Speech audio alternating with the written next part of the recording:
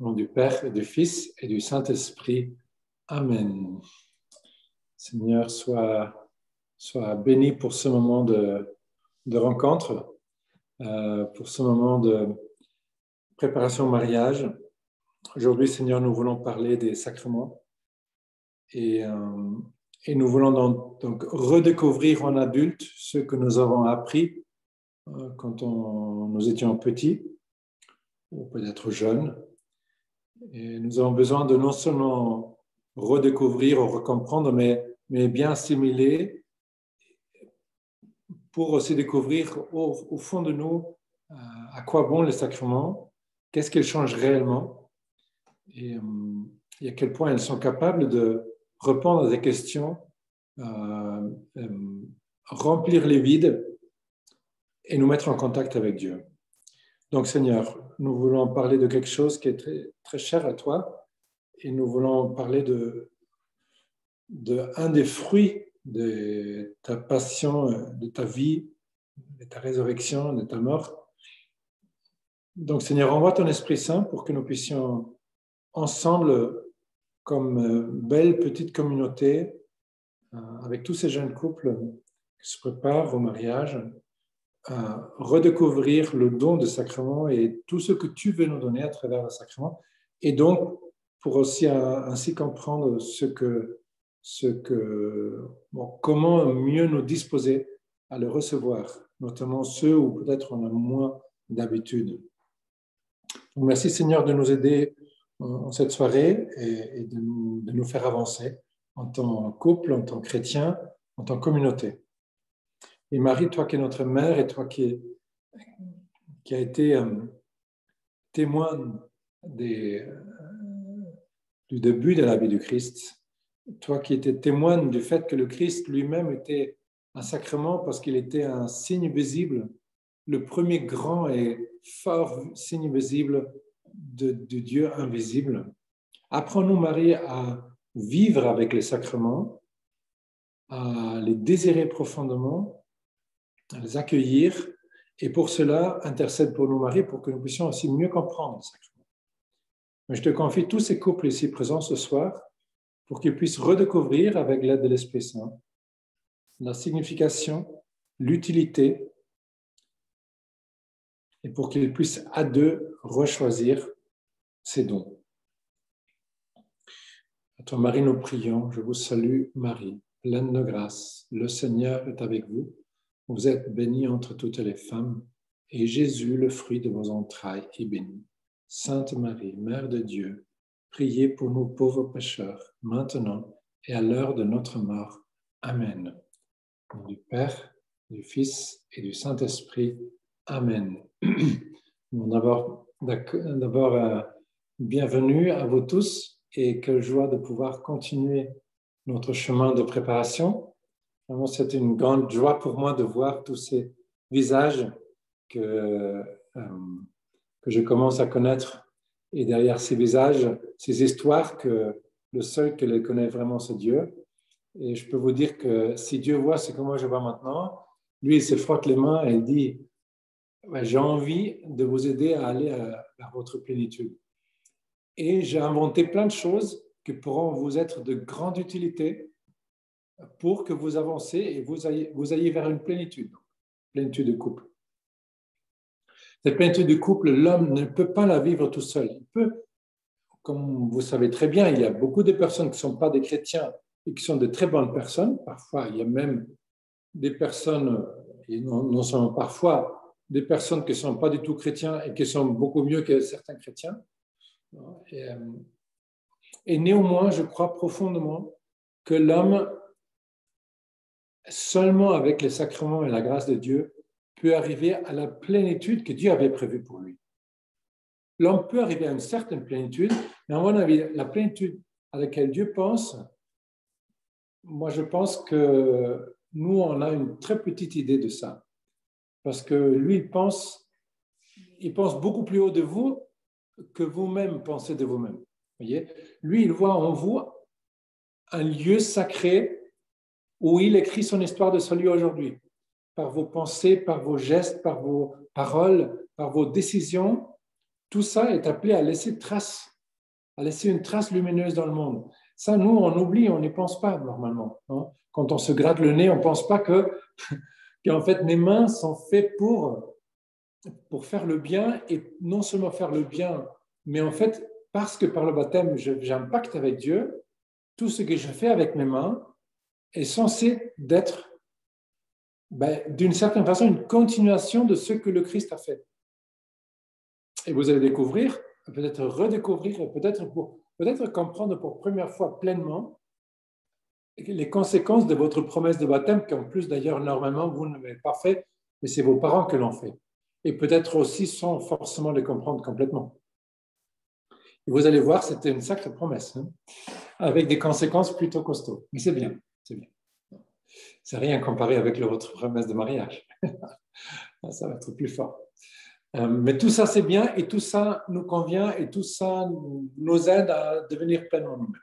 Alors, pour dire plein de choses, je voudrais commencer avec une simple idée, une simple phrase que vous avez peut-être en partie déjà entendue. Qu'est-ce qu'est un sacrement? Un sacrement est un signe visible d'une réalité invisible de Dieu. Nous avons besoin de signes pour comprendre quelque chose d'invisible. Par exemple, dans votre amour en couple, vous ne pouvez pas donner une preuve scientifique à l'autre que vous l'aimez.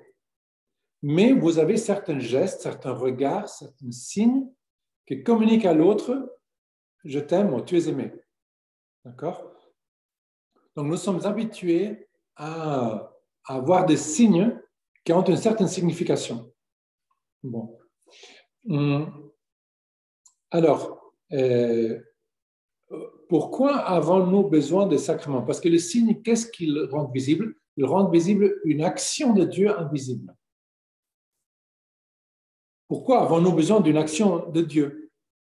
Parce que l'homme, sans Dieu, si vous vous rappelez la dernière fois, quand on a parlé donc sur la personne humaine et sur le fait que quelque chose s'est brisé dans la personne humaine a besoin d'être en contact avec Dieu.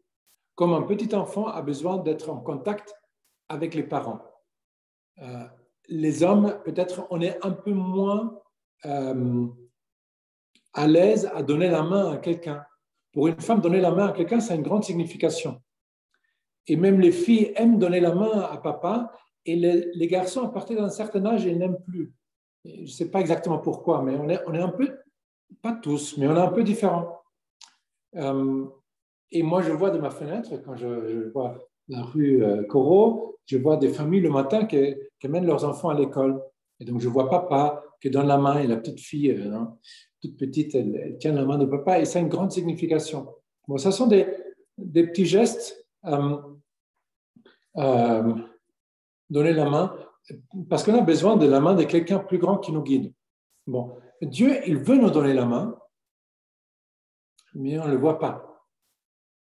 Et ça, c'est finalement un problème pour nous tous, parce qu'on oublie, on ne se rend pas compte à quel point nous avons le Tout-Puissant à notre disposition. On ne comprend pas. On commence à le comprendre quand on en a vraiment besoin. Et normalement, à votre âge, plus ou moins, on se débrouille. On peut même très bien se débrouiller sans Dieu. Hein. Mais il arrive quand même le moment où on dit que ce serait pas mal d'avoir un accès à lui. Donc l'action de Dieu, l'agir de Dieu dans le monde, on ne le voit pas. On le voit, mais on le voit indirectement. Par exemple, en voyant la beauté de la nature.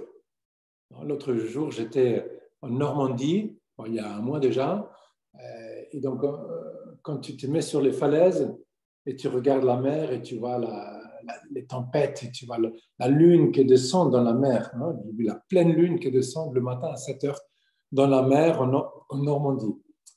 C'est très beau. Et quand tu vois ça, c'est difficile de ne pas penser plus loin et aller plus loin. Donc, Dieu est un Dieu de signes. Et ce Dieu de signes nous donne partout des signes. Et la philosophie pérenne a toujours reconnu 4 signes, grands signes classiques, que parlent du fait qu'il y avait quelqu'un présent. 4 signes que rendre visible que quelqu'un était là. Un, c'est la beauté, l'autre, c'est la bonté, l'autre, c'est l'unité, et l'autre, c'est la vérité. Donc, quand nous voyons un de ces signes, et j'aimerais me concentrer sur la beauté, quand tu vois beauté, quand tu réfléchis un peu, tu sais que quelqu'un était là. Moi, j'imagine comme un petit homme vole à vitesse de lumière par l'espace, par l'univers, et voit les planètes et les étoiles, ils sont tous plus ou moins les mêmes, gris, bleu, jaune, mais après, avec pas grand-chose dessus. Et du coup, cette personne passe à vitesse lumière à côté de la Terre et s'arrête et recule et dit « Mais c'est quoi ce truc-là? Ça bouge, ça fait du bruit, ça rit, ça fait plein de choses que les autres planètes ne font pas. » Mais donc, évidemment, si tu as un minimum logique, tu dis « Bon, là, il y a quelqu'un qui a fait quelque chose. » Comme pour être plus évident, quand tu vas à une île où tu sais que personne n'a jamais été et tu trouves une Peugeot, parce qu'il faut utiliser comme les marques françaises pour qu'on réagisse. Si je dis Ferrari ou Volkswagen, ça ne marche pas. Une Peugeot, voilà, une Peugeot, une Citroën nouvelle, et tu te dis, bon, c'est sûr que cette Citroën nouvelle, ce n'est pas qu'il y avait un ouragan et qui a fait que tous ces morceaux terminent finalement sur une île et par le vent, ça fait qu'il y a une Citroën. Impossible. Le génie de créer une Citroën, quand même, il faut quelqu'un qui l'a voulu. Bon. Alors, quand tu vois une Citroën, tu dis, OK, there's somebody here, right? Tu ne vas pas penser, ben, c'est le hasard, ça peut arriver. Ça peut arriver. Je pense que personne n'oserait dire, ouais, mais ça... En fait, si tu attends des milliards d'années, parfois, les morceaux de métal pourraient se combiner de telle façon que finalement, il y a quand même une Citroën. Ah ben non. Je pense qu'aucune personne dans le monde aurait le courage de dire ça. Par contre, beaucoup de personnes ont le courage de dire, ben oui, l'être humain, ça peut être le fruit du hasard. Tu dis, ah bon? La probabilité que l'homme sort du hasard est 3 milliards fois plus petite que la probabilité qu'une Citroën soit le fruit d'un hasard. Je ne sais pas si vous avez étudié, qui doit étudier un peu. Moi, j'ai lu une fois un article sur les enzymes. Enzymes, on dit enzymes, je pense. Donc, c'est la plus petite partie dans la cellule. Et c'est comme un cheveu, plutôt, avec, je ne sais pas, 200 petites autres pointes. Et il suffit qu'il y ait un petit truc d'une pointe qui ne marche pas très bien et toute la cellule ne fonctionne pas. Et il y a, je ne sais pas combien de milliards dans chaque cellule. Bon, bref, c'est immense. Donc, tu dis que ça marche exactement dans la bonne constellation. Croire que ça, c'est hasard, c'est une folie. Mais nous, on est habitués de dire, oui, mais milliards d'années, ça marche. Donc, je dis aux enfants, tu prends un stylo, un bic, évidemment, pas, je sais pas, autre chose, un bic, et tu dis, si on met ce bic sur cette table, si tu attends 1 milliard d'années, il y aura quand même au moins une fleur ou un lapin. Ben non, évidemment pas. Bon.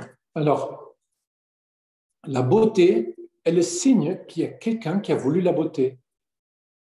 Et je pense que c'est bien pour nous de dire ça. Par exemple, pour les garçons, quand ils voient leur fiancée, de dire ta beauté veut dire qu'il y a quelqu'un qui a fait quelque chose, parce que quelqu'un a voulu que tu sois belle.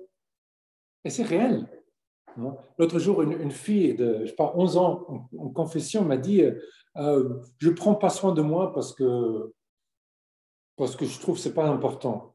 Mais en fait, elle voulait une réponse. Et moi, j'ai dit, ben, en fait, oui, tu dois être belle. Et non pas pour être admirée des gens, mais pour rassurer les gens.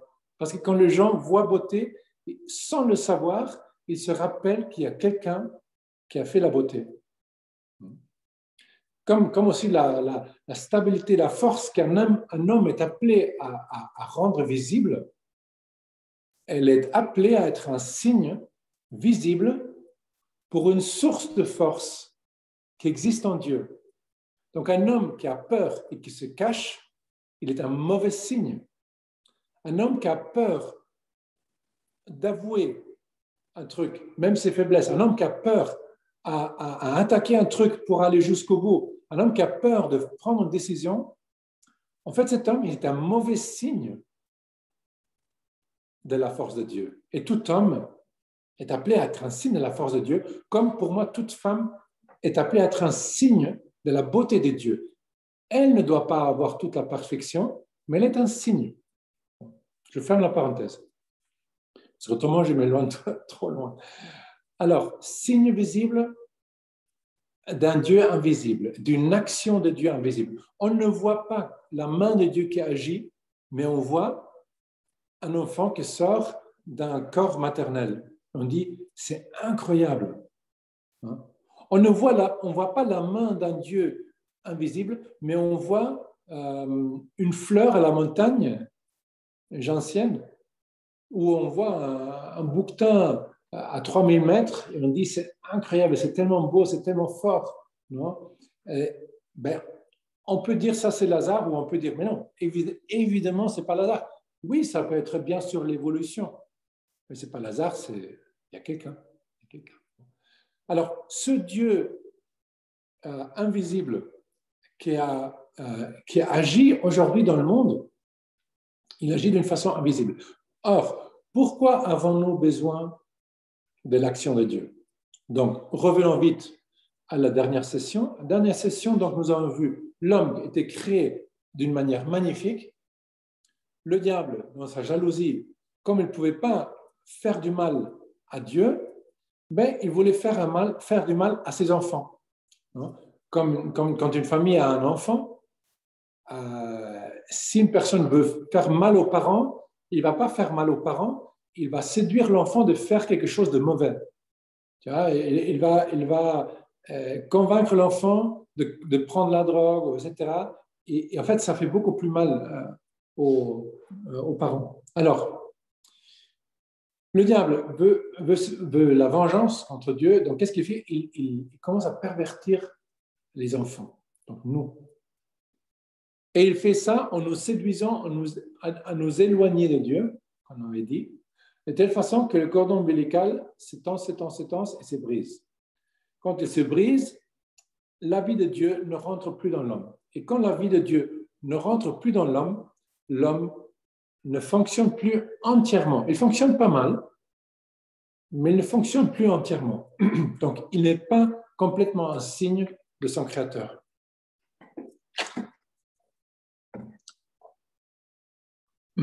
Et donc, on a dit, toute la Bible est l'histoire d'un Dieu qui essaie de renouer, de recontacter l'homme, de remettre sa vie dans l'homme. Parce que quand l'homme a la vie de Dieu en lui, l'homme fonctionne bien. Quand l'homme n'a pas la vie de Dieu en lui, l'homme fonctionne moyennement. Et toi, tu ne veux pas être un truc moyen pour ton conjoint. Tu veux être the best, comme on dit en France. Non? Tu veux être vraiment la meilleure personne possible.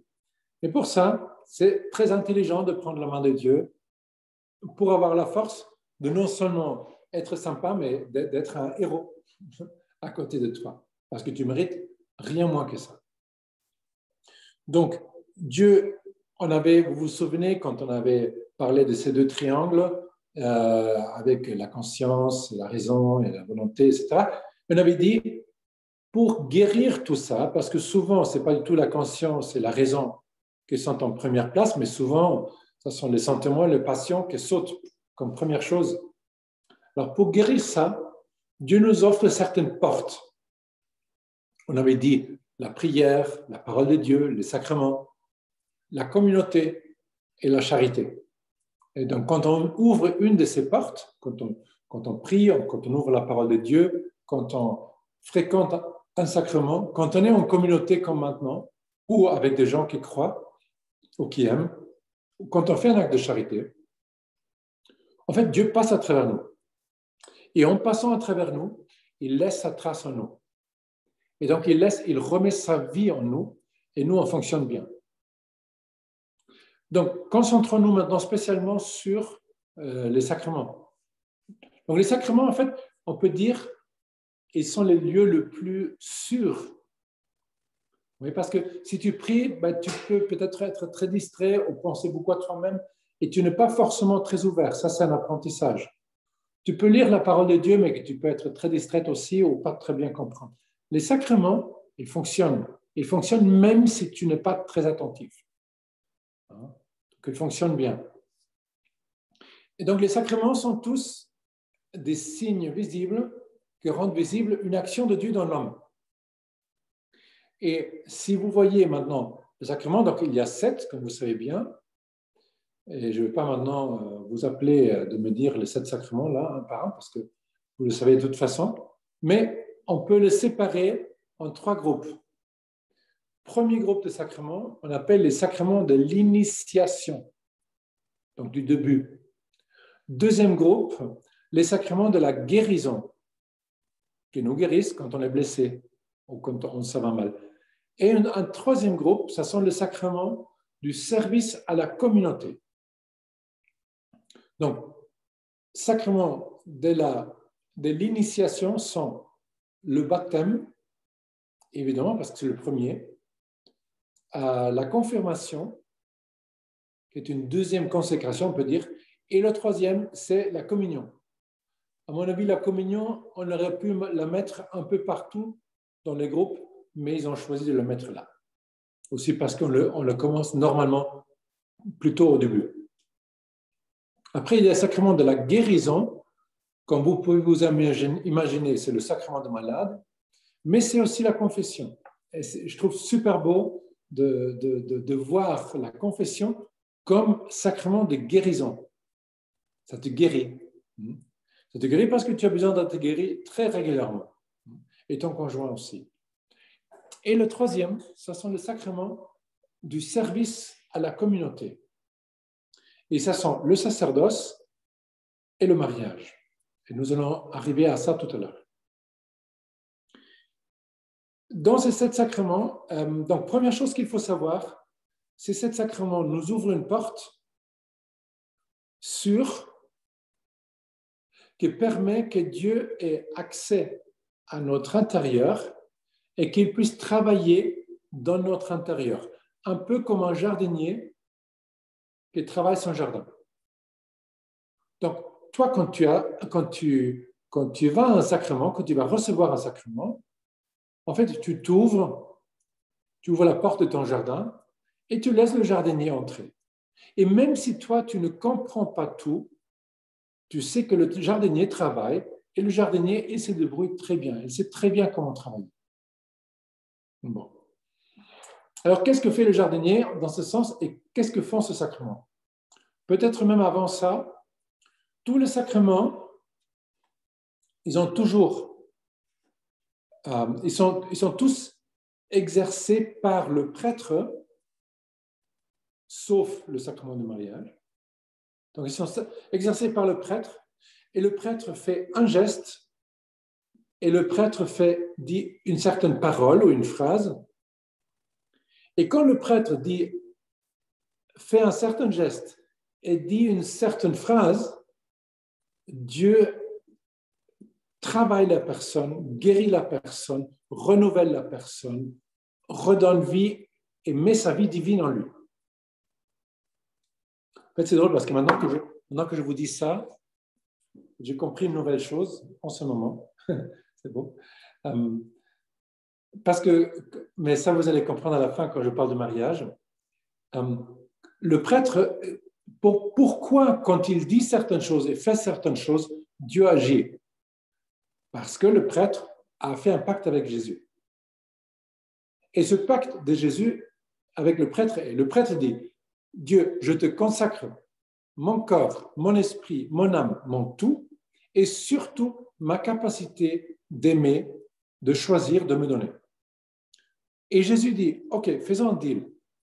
Quand tu dis certaines choses et tu fais certaines choses, quand tu agis d'une certaine façon, moi, je serai là chaque fois. Et moi, je ferai ce que tu ne peux pas faire. Toi, tu ne peux pas guérir une personne. Et Jésus dit, moi, je peux. Toi, tu ne peux pas donner la vie de Dieu aux gens. Moi, je peux le faire. Toi, tu ne peux pas transformer le pain en corps du Christ. Et Jésus dit, moi je peux. Toi, Paul, tu ne peux pas pardonner des péchés. Moi je peux, je les assume même. Toi, tu ne peux pas fortifier pour la mission par la confirmation. Moi je peux. Alors faisons un pacte, parce que moi je suis au ciel. Chaque fois que tu agis d'une certaine façon, moi je viens. Et moi j'agis. Donc toi tu agis et moi j'agis. Et ensemble, nous sommes une bonne équipe. Non? Petit Paul et grand Dieu. Hein?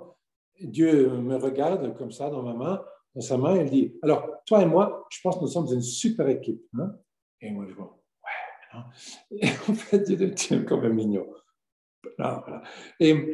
Et c'est drôle quand nous, parfois, on dit pourquoi tu as permis ça, non? Et Dieu dit oh là là, pardon. Je suis très, très terriblement méchant, je pense, je suppose. Hein, parce que c'est ma faute que tu as raté le train, n'est-ce pas? Oui, c'est ma faute. Ok, d'accord. Bon. Parfois, nous sommes comme ça avec Dieu, nous sommes quand même drôles. Non?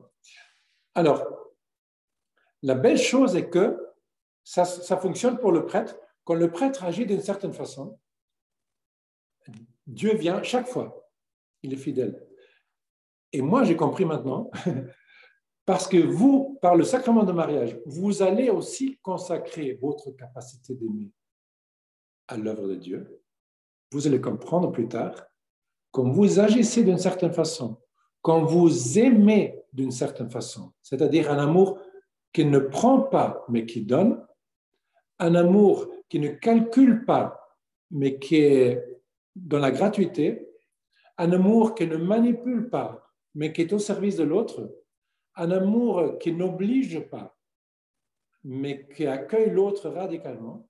Quand vous aimez comme ça, je fais un pacte avec vous le jour de votre mariage. Chaque fois que vous aimez comme ça, moi je viens. Et moi je fais en vous et dans votre famille et dans votre entourage ce que vous ne pourrez jamais faire. Là, je viens d'être enrichi par une compréhension nouvelle, que nouvelle pour moi, que j'ai compris. Merci à vous, parce que ça c'est normalement ça m'arrive toujours avec des couples que sont costauds, donc ça veut dire qu'il y a bon, merci. Alors, donc en 6 sacrements c'est le prêtre qui agit, en un sacrement c'est le couple qui agit. Chaque sacrement donc une parole, un geste et le Christ agit. Quelles sont ces paroles et quels sont ces gestes? Normalement, je suis seul avec le couple, je leur pose la question pour leur donner un peu chance de dire quelque chose aussi, pour montrer qu'ils savent aussi quelque chose. C'est drôle, petite parenthèse, une petite anecdote. 2 fois, j'ai eu l'expérience d'être avec des couples, voilà, peut-être un peu moins très, très grands experts dans la foi catholique. Normalement, sur mes 20 ou 25 couples que j'ai chaque année, plus ou moins 22, 95% ne sont pas très pratiquants ou n'ont pas vraiment pratiqué les dernières années ou sont plutôt allés à la messe quand ils avaient 15-20 ans ou sont allés à la confession la dernière fois quand ils avaient 14 ans. Et voilà, c'est comme ça. Et entre rarement et jamais la Bible, parce qu'on ne sait pas trop pourquoi, comment, où commencer. Ça, c'est normalement comme ça. Donc, 2 fois, j'ai eu l'expérience que la femme savait un peu plus et l'homme un peu moins. Ça arrive très rarement, mais ça arrive aussi. Et parfois, quand même, non. Et donc, la femme a dit, j'aimerais telle lecture et telle lecture pour la messe. Et l'homme voulait montrer que lui aussi, il sait quelque chose. Donc, 2 fois, j'ai exactement la même expérience, que l'homme m'a dit, est-ce qu'on pourrait prendre comme évangile peut-être l'évangile où la personne marche sur la plage, il y a toujours 2 traces, mais en fait, dans les moments difficiles, il y avait seulement une trace. Et bon, ce n'est pas l'évangile, c'est une histoire, non? Donc, je me suis dit, aïe, comment est-ce que je fais sortir ce pauvre garçon de cette situation un peu embarrassante de lui dire, mais non, c'est nul, franchement, ce n'est pas l'évangile. Non, pas du tout. Donc, chaque fois, j'ai dit, mais c'est une très bonne histoire, je pense qu'on pourrait voir où on peut la mettre pendant la messe, et peut-être pour l'évangile, on prend plutôt la Bible, non? Ah oui, c'est mieux. Bon. Alors, tout ça pour dire, une parole, un geste et une action de Dieu. Commençons donc par le baptême. Baptême, c'est très simple. La parole, je te baptise au nom du Père et du Fils et du Saint-Esprit, pendant que le prêtre verse l'eau sur la tête. Donc, le geste, c'est l'eau versée sur la tête. La parole est « Je te baptise au nom du Père et du Fils et du Saint-Esprit ». En fait, ce n'est pas si compliqué pour le prêtre et ça marche toujours. Même si le prêtre est fatigué, même si le prêtre est de mauvaise humeur et même si le prêtre est un pécheur. En fait, tout prêtre est pécheur. Mais même s'il vient de faire une grosse bêtise, ça marche toujours. Quand le prêtre dit et fait ça, Dieu vient et met sa vie dans l'enfant, automatiquement. Ça veut dire que Dieu s'est engagé de faire ça et de ne pas laisser dépendre ça de la qualité de relation du couple, du prêtre. Un couple, c'est moins facile. Ça vient plus tard. Donc, alors, qu'est-ce que devient, quelle est l'action de Dieu vraiment qui est invisible?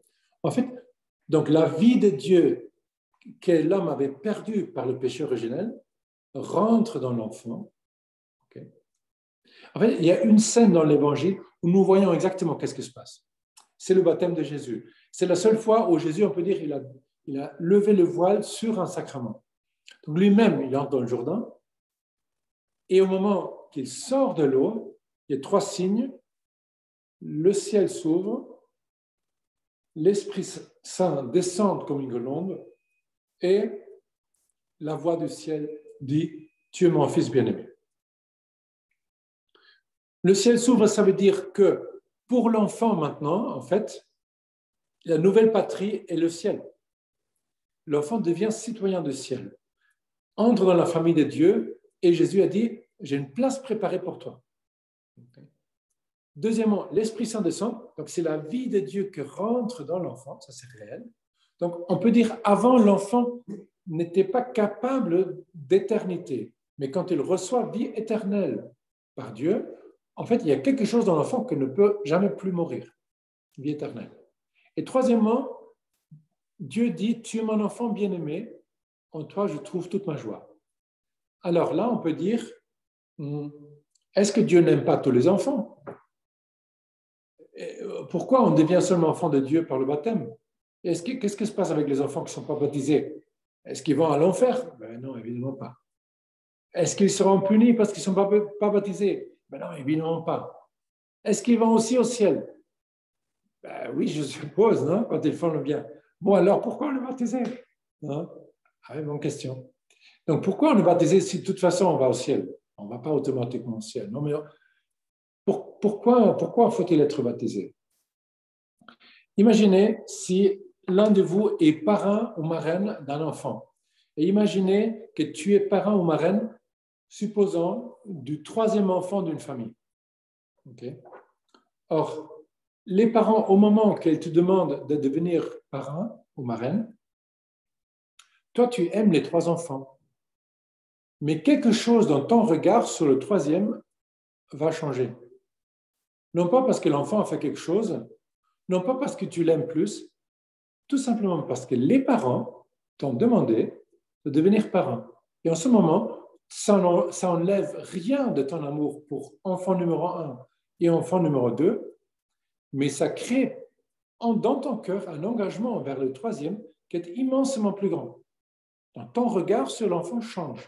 Ça n'enlève rien aux autres 2, mais ça crée quelque chose en toi que tu n'avais pas avant. Et ça, je vous dis parce que je pense que quand des parents apportent un enfant, présentent un enfant à l'église pour le baptême, Dieu aime tous les enfants. Mais Dieu n'oblige pas un seul enfant de devenir, lui, son père. Dieu ne veut pas nous obliger d'être ses enfants. Dieu a un trop grand respect de nous. Dieu ne veut pas nous dire « moi, je vais être ton père et tant pis ». Non, il dit « si tu veux, je peux le faire. Et si tu veux, je m'engage. Et quand je m'engage, c'est sérieux. J'aime tous les enfants, mais c'est très différent quand les parents m'ont confié un enfant particulièrement et personnellement. Rien à voir. Sorry, c'est plus grand. Donc, en fait, c'est beau de se dire, oui, effectivement, il y a un changement, une différence. Et Dieu, de ce moment, il vous regarde, les parents, il regarde les parents dans les yeux et dit, OK, vous voulez que je m'engage? D'accord, je m'engage.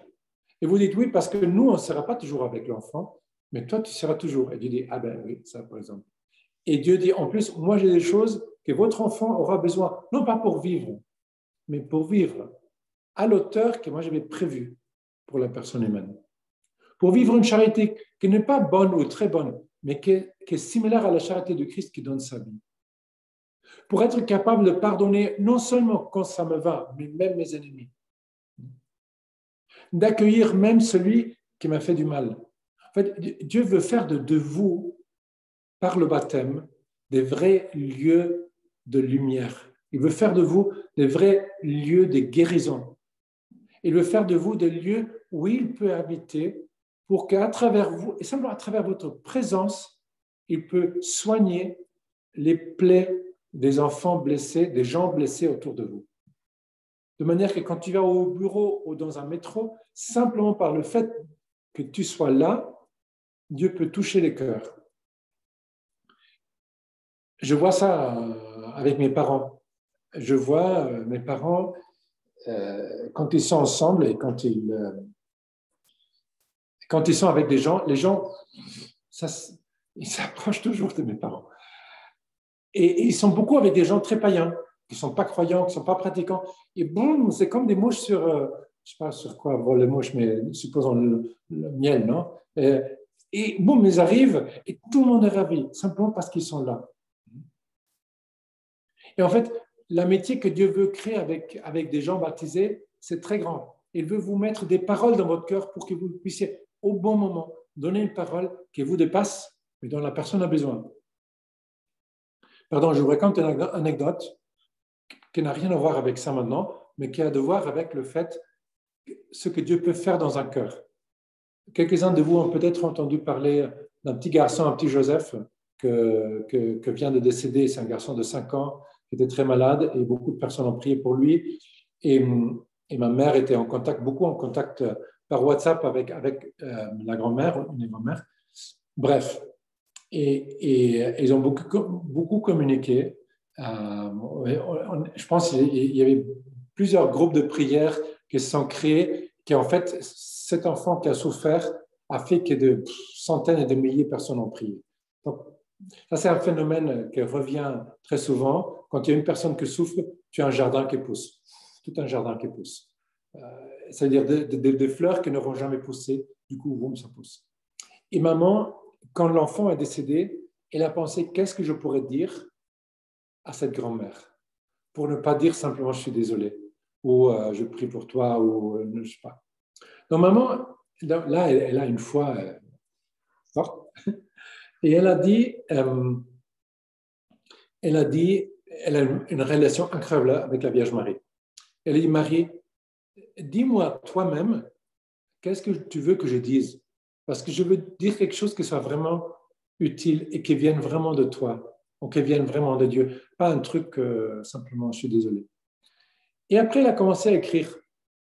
Et elle m'a dit, au téléphone, elle m'a dit, Paul, tu me dis toujours dans les retraites spirituelles, à papa et moi, tu dis toujours, en fait, l'homme est créé pour apprendre à aimer et Dieu est venu pour nous sauver du plus grand danger. Et ce plus grand danger pour l'homme, ce n'est pas le mal ou le péché, mais le plus grand danger pour l'homme, c'est d'aimer trop peu, d'aimer pauvrement. Parce que quand on aime pauvrement, en fait, on se fait mal à soi-même et après à tout le monde. Et elle a dit, je commence à écrire. Et j'ai commencé à écrire la Vierge Marie, elle s'approche de toi.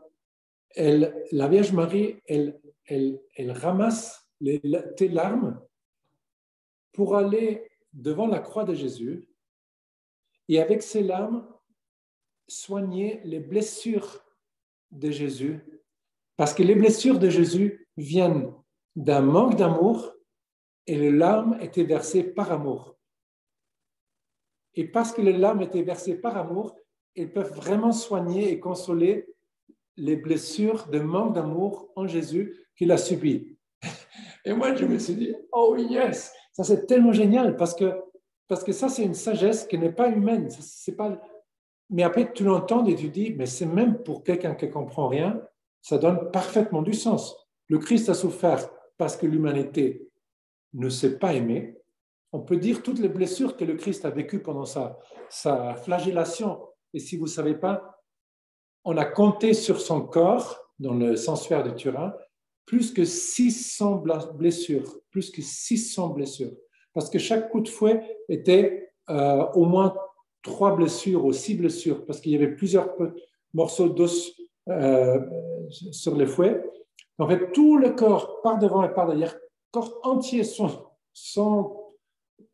épargner aucune partie du corps, est complètement couvert par les blessures, plus que 600. Mais je trouve ça aussi comme image hyper fort parce que ça représente un peu, en fait, le manque d'amour de l'humanité que le Christ a pris sur lui. Donc attention, ce n'est pas qu'il souffre parce qu'ils nous sont méchants, mais il souffre pour détruire le mal en nous. Okay? Très important.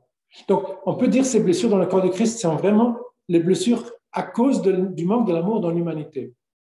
Et les larmes d'une grand-mère ou d'une maman qui pleure son enfant, ils sont versés par amour dans les soins. Voilà. Je mets ça en parenthèse, mais je dis ça parce que ça, pour moi, c'est le fruit d'un cœur qui s'approche doucement, doucement, doucement, doucement de Dieu et qui est capable de consoler à un niveau que nous, on ne pourrait jamais consoler. Donc ça, c'est une consolation qui, à mon avis, vient directement de Dieu pour cette personne qui souffre. Et je me dis, parce que là, il y a un cœur qui a beaucoup prié et qui, doucement pendant sa vie, s'est approché de Dieu. Et moi, je voudrais vous dire, tout le monde ne doit pas avoir la capacité de dire des choses pareilles. Mais chacun de vous a une sacrée obligation de s'approcher de Dieu pour un jour pouvoir donner de bonnes paroles à une personne qui souffre. Ne pas faire ça, pour moi, ce serait une grave omission. Chacun de vous va se marier avec une personne qui est maintenant à côté de toi ou sur l'écran à côté de toi. Ne pas avoir un cœur capable d'être proche de Dieu est une sacrée omission de ne pas être capable d'aider à ton conjoint quand tes paroles ne suffisent plus. C'est pour ça que vous faites un pacte avec Dieu. Vous faites un pacte avec Dieu, non pas parce que c'est beau de faire ça dans l'église. Vous faites un pacte avec Dieu, non pas parce que voilà, on veut que Dieu soit un peu avec nous. Non, un pacte avec Dieu, c'est parce que Dieu veut combler votre amour et veut que votre amour arrive à la plénitude de laquelle vous êtes capable. Et ça, sans Dieu, vous ne pouvez pas y arriver. Par contre, même si maintenant tu te sens très nul dans la foi, même si maintenant tu te sens très loin de la foi, ça, c'est leur problème, ce n'est pas votre problème. Vous devez simplement dire « je veux » et commencer à vous rendre disponible. Et dire à Dieu « montre-moi le chemin, aide-moi, mets-moi les bonnes personnes à côté. Si moi je suis seul, trop fragile, trop faible, montre-moi comment y arriver, Seigneur. Je veux, mais je ne sais pas comment. » Et moi je vous garantis, ça je peux vous signer aujourd'hui, je vous garantis, si vous dites « vous voulez » et si vous voulez vraiment, le Seigneur va se débrouiller pour faire de vous une personne avec une belle foi que le moment donné, tu pourrais être fort, tu pourrais consoler, tu pourrais accueillir ton mari, ta femme, comme ton mari, ta femme auront vraiment besoin et non pas simplement un peu. Parce que ce serait nul de pouvoir simplement donner ce que tu as. Ton conjoint aura besoin de largement plus de ce que tu as maintenant, largement plus. Et c'est pour ça qu'on fait un pacte avec Dieu. Parce que c'est une promesse qui est pour toujours. Et je te marie devant le maire, c'est pour, pendant que ça se passe bien, et quand ça se passe plus bien, on ne se sépare. D'accord? Si tu maries l'église, c'est pour faire un pacte avec Dieu, pour aller jusqu'au bout dans l'amour. Et en fait, si je ne me trompe pas, c'est tout ce que vous voulez. Là, c'est très clair. Dans 10 ans, peut-être, ce sera moins clair, vous voyez? Bon. Donc, je ferme troisième parenthèse. Mais je pense que c'est important pour vous donner un cas très concret et pour vous parler aussi sérieux. Bon. Alors, donc, le baptême, en fait, pour que vous le sachiez, c'était le small print, non, le pied de page. En fait, par le sacrement de mariage, tes parents, à ta place, ont dit à Dieu, en fait, toi, tu as dit techniquement, mon Dieu, je te consacre mon corps, mon esprit et mon âme pour devenir ton disciple et pour aimer comme tu as aimé. Donc, mon corps ne m'appartient pas 100%. Je ne peux pas faire avec mon corps ce que j'ai envie de faire. Le corps de mon conjoint ou de mon fiancé non plus. Mon esprit ne m'appartient pas 100%. Il a une signification et un meaning, non? Un sens très spécifique. Je ne peux pas utiliser mon imagination pour être violent. Je vais le faire, mais je n'ai pas le droit de le faire parce que je fais un pacte avec Dieu.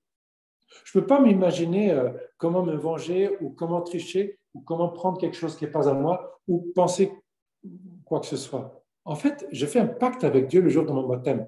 Et je vous dirai, heureusement, tu fais un pacte avec Dieu. Parce que ce pacte avec Dieu va te protéger de te laisser aller au moment donné.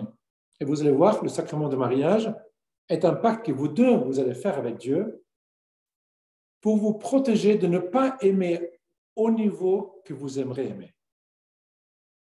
Le pacte de mariage que vous faites avec Dieu, c'est un pacte que vous faites entre vous deux et avec Dieu pour vous protéger de partir et de vous cacher et de courir quand vous êtes fragile ou fatigué ou sous stress ou pression. Parce que ça va arriver. La question, ce n'est pas si ça arrive ou pas, la question est quand ça arrive.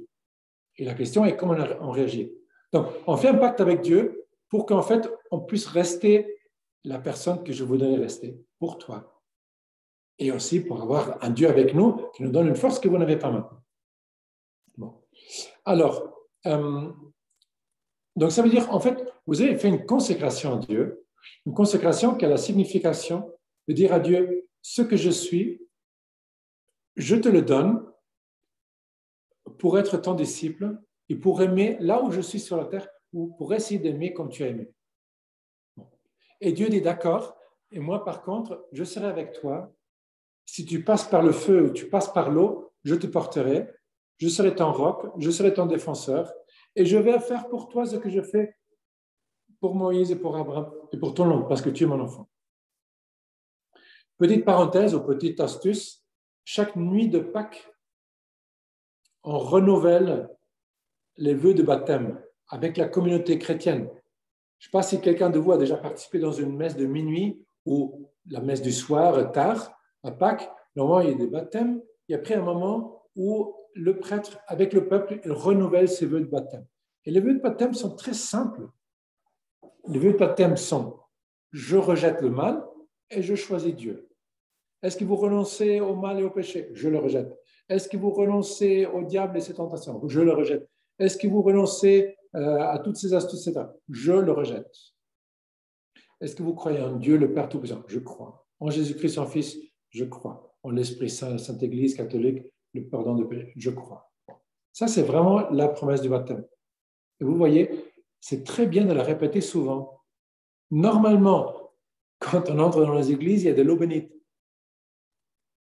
Et l'eau bénite, normalement, ce n'est pas simplement parce qu'il y a un rituel qu'on fait comme ça et voilà, on fait comme ça, quoi.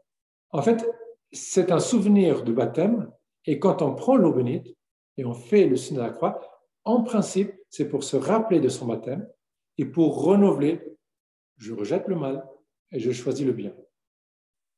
Je dis non au diable et je dis oui à Dieu. En fait, c'est utile parce que comme ça, on se souvient qu'en fait, on est croyant et oui, en fait, oui, j'ai dit non au mal. La petite astuce aussi, comme moi, Père Paul, prêtre, comme moi, j'ai des tentations et moi, je reste une personne humaine, normale, donc moi, j'ai aussi des tentations. De tout, quoi. Donc, c'est pas qu'en devenant prêtre, on devient invulnérable. On devient autant invulnérable quand vous vous mariez. Okay? Donc, vous voyez que la moitié des couples se divorcent, donc plus ou moins vous comprenez à quel point on est invulnérable. Mais c'est vrai que quand on vit bien sa relation avec Dieu et vous en couple, votre cœur est comblé. Quand le cœur est comblé, ouais, le monde existe, le monde est attractif, mais au fond, ça ne me touche pas. Et vous allez voir, ça marche très bien quand tu cultives ton amour et que tu cultives ton couple. Non pas après 3 ou 5 ans, mais du début, quand tu te bats. Bon. Alors, donc moi, j'ai aussi des tentations. Et quand moi, j'ai des tentations, de quoi que ce soit, j'ai découvert que quand je dis très consciemment, je le rejette, et quand je suis seul, je me le dis 2, 3, 5, 9. Imaginons, par exemple, tu es vraiment fâché, ou tu es en train de vraiment juger très durement une personne, ou tu n'arrives pas à pardonner, ou tu as des pensées impures très très fortes qui te... Peu importe quoi. Essaie de te dire quand tu es seul, je renonce, je le rejette, et te le dire 3, 5, 8, 10 fois à haute voix. Tu vas voir, c'est hyper fort et hyper puissant. Hyper puissant. Hyper puissant. Et tu dis, je le rejette parce que ça me sépare de toi, Seigneur. Je le rejette parce que ça me rend triste. Je le rejette parce que ça me renferme sur moi-même. Je le rejette. Essayez ça et ça marche assez bien. Immédiatement, tu dis, Seigneur, je crois en toi, je mets ma confiance en toi et je renouvelle mon oui total à toi. Bon. Astuce, je ferme la parenthèse comme toujours. Bon. Je ne vais pas parler autant de temps de tous les sacrements parce qu'autrement, on n'y arrive pas. Mais donc, pour le baptême, ça pour dire donc, signe, geste, action de Dieu. Okay? Dieu remet sa vie en nous. En fait, se remettre sa vie en nous est en chaque sacrement. Deuxième sacrement, confirmation. Bon, techniquement, c'est peut-être la communion. Okay? Communion, donc aussi sacrement d'initiation. Peut-être, selon le temps de Covid et Zoom et machin, nous allons voir si nous pouvons faire toute une session seulement sur la messe. Parce que vous allez voir, quand on comprend bien la messe, je vous garantis que vous tous qui êtes là, vous allez avoir envie d'aller à la messe. Okay? Même ceux qui sont moins musclés peut-être, ou moins dans l'habitude. Parce que quand on comprend qu'est-ce que c'est, on dit, mais en fait c'est exactement ce dont j'ai besoin. On devrait presque l'inventer, mais ça existe déjà. Malheureusement, la messe, pour ceux qui sont moins pratiquants, a un rituel qu'on ne comprend pas forcément facilement, qui ne correspond pas forcément à la logique de penser, d'agir, de parler aujourd'hui. Donc, en fait, ce n'est pas facile. Là, parfois, les célébrations protestantes sont plus faciles évangéliques parce qu'ils sont très libres dans leur expression. Ils n'ont pas de rituels, ils n'ont pas de paroles fixes. Donc, voilà. Et le langage liturgique, c'est-à-dire les paroles que dit le prêtre, normalement, au plus tard, après la 4e phrase, tu t'es déjà perdu. Parce qu'ils sont parfois tellement compliqués que parfois même le prêtre dit, mais je viens de dire quoi là? Bon, après, une fois qu'on entre un peu dans le truc, on le comprend assez bien. Donc, ne soyez pas surpris que si parfois c'est compliqué pour vous.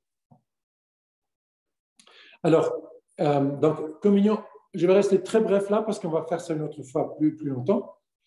La parole, ceci est mon corps, ceci est la coupe de mon sang, faites ceci en mémoire de moi. Le geste, le prêtre prend le pain de la main. Et le prêtre donc, prend le pain de la main et dit, ceci est mon corps. Il prend le calice avec le vin dedans et dit, ceci est la coupe de mon sang, faites ceci en mémoire de moi. Donc, parole, geste. Quelle est l'action de Dieu invisible en ce moment-là? En ce moment-là, sur l'autel, se renouvelle la vie, la passion, la mort et la résurrection du Christ. C'est-à-dire, dans un monde où l'amour manque, sur l'autel descend le Christ, amour parfait, qui descend dans une église remplie de personnes avec un amour imparfait. Le Christ vient, comme si maintenant on était tous ensemble ici avec vos écrans, et le Christ descend au milieu de nous, mais le Christ, forcément, avec son amour parfait, va compléter ce que manque de notre amour imparfait. Et pendant que le Christ était sur la terre, là où il était, par son amour parfait, il renouvelait le lien entre ciel et terre et il renouvelait ce qu'on appelle la nouvelle et éternelle alliance. Donc l'alliance qui s'était brisée par le péché originel, pendant que Jésus était sur la terre, il a renouvelé ce lien parce que son amour, sa confiance, son oui à Dieu le Père était parfait. Et en fait, on pourrait dire aujourd'hui, mais en fait, si Jésus pourrait toujours être avec nous, ça pourrait constamment renouer le lien entre ciel et terre parce que notre amour ne suffit pas pour que ça puisse complètement réunir le ciel et la terre. Et c'est pour ça que le Christ nous a laissé sa présence dans l'Eucharistie pour que quand le prêtre dit et fait certaines choses, le Christ vient. Et quand le Christ vient, il est au milieu de nous. Et quand le Christ est au milieu de nous, il est amour, il est Dieu avec nous ou amour avec nous. Et donc, la communauté qui est dans l'Église est complétée par l'amour du Christ. Et donc, le lien entre ciel et terre se renouvelle. Plus ou moins, on peut comprendre. Okay? Ça, je vais essayer de vous expliquer un peu plus une autre fois. Je pense que ça peut être utile. Surtout pour vous expliquer quel est ton rôle quand tu vas à la messe? Quelle est ta place? Quelle est ta fonction tout à fait spécifique, en plus de peut-être aller je sais pas, lire une lecture ou faire la quête ou machin. Non, non. C'est largement, largement plus important que ça. Et ça, malheureusement, aujourd'hui, normalement, on ne l'explique pas. Alors, on passe en avant, sacrement de confirmation, un geste, une parole, une action de Dieu. Le geste, c'est l'évêque qui met une onction d'huile sur le front du jeune. La parole, par cette sainte onction que l'Esprit Saint te donne la force, je ne sais pas exactement quelle est la parole exacte, parce que c'est normalement l'évêque qui le fait. Et donc, en fait, l'évêque donne à cet enfant, à cet adulte, une consécration qui corresponde à celle du baptême. Mais en fait, c'est une continuation de sa promesse de baptême, simplement que le jeune, à cette époque-là, à ce moment-là, où l'adulte assume pleinement sa vocation de chrétien, en principe a compris pleinement, ma vie ne m'appartient plus, je veux être un disciple de Jésus, je veux être un apôtre et je veux me battre pour le Christ. Ça, c'est normalement le sens du sacrement de la confirmation. Donc, en fait, l'enfant, le jeune, l'adulte confirme lui-même ce que ses parents ont promis pour lui le jour de son baptême. Alors, le prêtre, l'évêque fait le geste, il dit la parole qui correspond. En ce moment, l'Esprit Saint descend dans l'enfant, dans le jeune, dans l'adulte, et on peut dire il va renouveler, mais compléter ce qu'il a fait quand l'enfant était petit. Et en plus, il lui donne une consécration spéciale pour ce tranche d'âge dans lequel il se trouve et pour les années à venir. D'accord ?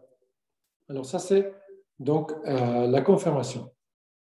Après, viennent les deux sacrements de guérison.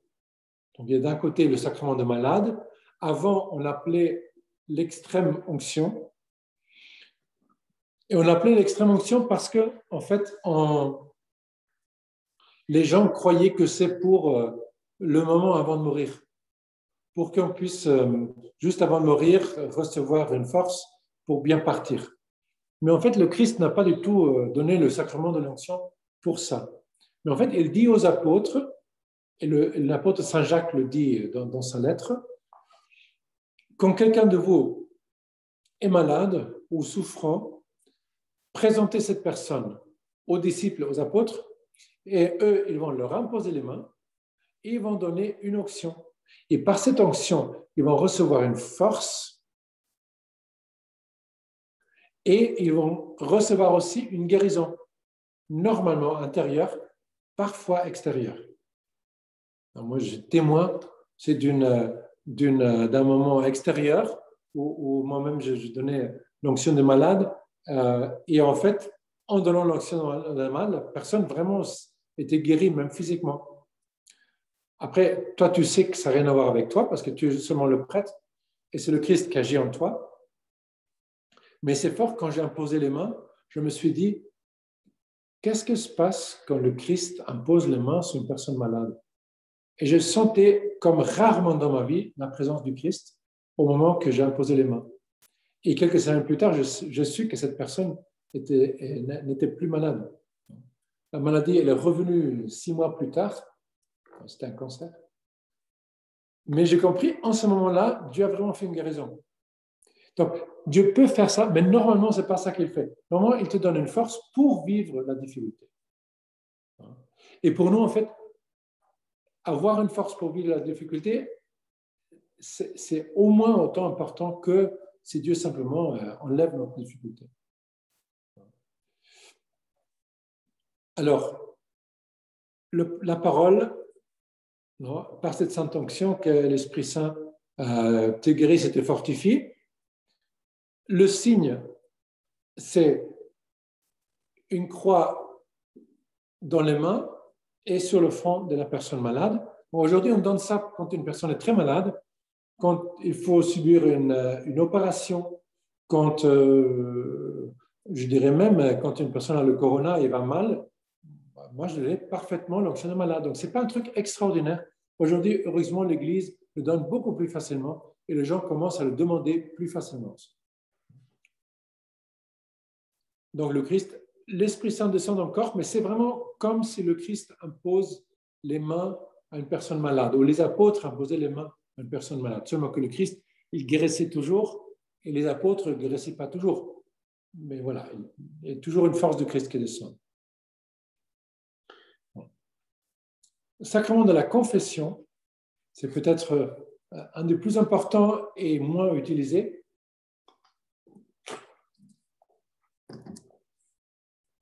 Peut-être aussi parce que on apprend à se confesser comme enfant. Si on est en France, si on est à Paris, à une école catholique, voilà, tu as 2-3 fois par an un prêtre qui vient. Tu sais plus ou moins comment te confesser parce que tu as ton feuille, tout écrit. Est-ce que j'étais sage? Est-ce que j'ai frappé mon frère? Est-ce que j'ai oublié mes parents? Est-ce que j'ai râlé? Est-ce que j'ai machin? Mais en fait, quand on devient adulte, c'est pas exactement ça. Et on se rend compte que c'est comme des chaussures qui sont devenues trop petites. Les formulaires de confession pour un adulte, pour un enfant, c'est pas pour un adulte. En plus, les adultes, ils me disent, Père Paul, franchement, j'ai fait certains péchés quand j'étais petit, quand j'étais jeune, quand j'étais ado, mais maintenant, je ne fais plus ça. Maintenant, je fais d'autres choses, mais je ne fais pas vraiment des péchés actifs. Qu'est-ce qu'il faut vraiment confesser? Et en fait, quand on repense au fait que le plus grand danger pour l'homme, ce n'est pas le mal, mais c'est aimer peu, en fait, toute la confession devrait tourner autour de l'amour. Et se dire, non pas où est-ce que je fais du mal. Évidemment, si je fais du mal, voilà, c'est mal, c'est mauvais. Mais c'est surtout où est-ce que je n'ai pas aimé comme j'aurais pu. Et ça, par exemple, en couple, simplement déjà maintenant. Où est-ce que j'aurais pu donner un sourire et je n'ai pas donné? Où est-ce que j'aurais pu être plus accueillant et je n'ai pas voulu? Où est-ce que j'aurais pu être plus patient et au contraire, j'ai même un peu puni par le silence, par un regard, par ne pas regarder, ou parce que je n'ai pas voulu regarder en ce moment-là.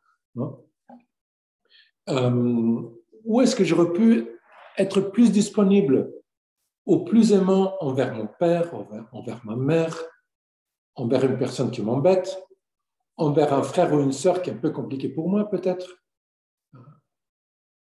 Où est-ce que j'étais trop dur dans mes jugements? Où est-ce que je peux aimer? Où est-ce que je n'étais pas miséricordieux et pas patient avec l'Église, même avec le pape ou avec des prêtres que j'ai critiqués ou des politiciens que j'ai critiqués devant la télévision? Donc, où est-ce qu'on s'est moqué d'autres personnes? En fait, il y a plein de choses qui s'accumulent. Mais normalement, comme on n'est pas trop habitué de faire un bon examen de conscience régulièrement, on perd le sens du péché. Quand tu es seul, à la limite, je vous dis, c'est pas grave. Mais quand tu vis en couple, perdre le sens du péché, c'est grave. Non pas pour toi, mais pour l'autre. Parce que l'autre va vivre avec une personne qui ne se rend pas compte de ses péchés. Parce que l'autre va devoir vivre avec une personne qui ne se rend pas compte d'aimer trop peu. Ça, c'est grave. Donc, les omissions, quand tu es seul, à la limite, ça va, tu te débrouilles. Mais quand tu vis en couple, c'est fini. En fait, c'est fini dans le sens, ça va t'arriver, mais maintenant, tu vis avec une personne où vos corps et vos esprits et vos âmes vont devenir un. C'est-à-dire, quand tu pêches, directement, ton conjoint le reçoit aussi. Quand tu n'aimes pas bien, directement, ton conjoint participe à ça. Ça, c'est moins sympa. Quand tu es seul, ça va. Quand tu es en couple, c'est moins sympa. Donc, je vous dis ça pas pour vous faire peur ou quelque chose, ou pour vous juger, pas du tout de ça. Mais en fait, je vous dis ça pour dire attention. Maintenant, en fait, je porte la responsabilité pour deux. Donc, tout ce que je fais va laisser des traces dans l'autre. Ayant dit cela, tout ce que tu fais de bien laisse des traces dans l'autre. Quand tu es généreux, immédiatement l'autre le reçoit. Quand tu pardonnes, immédiatement l'autre le reçoit. Quand tu es patient, immédiatement l'autre en profite. Quand tu renonces à une tentation, immédiatement l'autre participe à ta force. Donc, quand tu laisses tomber une colère, immédiatement l'autre le reçoit. Donc, c'est beaucoup plus le côté positif.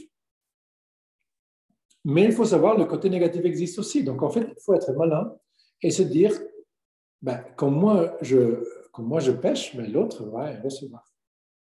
Or, vous voyez, je pense qu'on a déjà mentionné ça une fois, mais toi, tu vas te marier avec ton fiancé, avec ta fiancée, et vos deux lacs vont se rejoindre.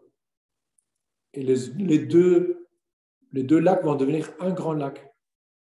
Donc, si toi, au fond de ton lac, je pense qu'on avait dit ça déjà la dernière fois, au fond de ton lac, il y a un âne ou une brebis pourrie d'un truc que tu as fait il y a 20 ans ou il y a 15 ans, que tu n'as jamais confessé parce que tu avais honte ou parce que tu l'as oublié ou parce que tu disais c'est pas grave ou parce que tu disais ce mon droit. Et maintenant, 20 ans plus tard, tu te rends compte, en fait, c'était grave. Ou simplement, je n'ai jamais dit parce que je ne me suis plus confessé depuis l'âge de 14 ans. Donc, ce que j'ai fait quand j'avais 19 ans, je ne l'ai pas dit. Mais pas parce que je ne voulais pas, simplement, je ne vais pas non plus. Et il n'y a jamais un prêtre qui m'a dit tu veux te confesser. Parce que, voilà, normalement, on ne trouve pas trop de prêtres dans la rue qui nous disent ça. Et donc, I'm stuck, je garde ça avec moi.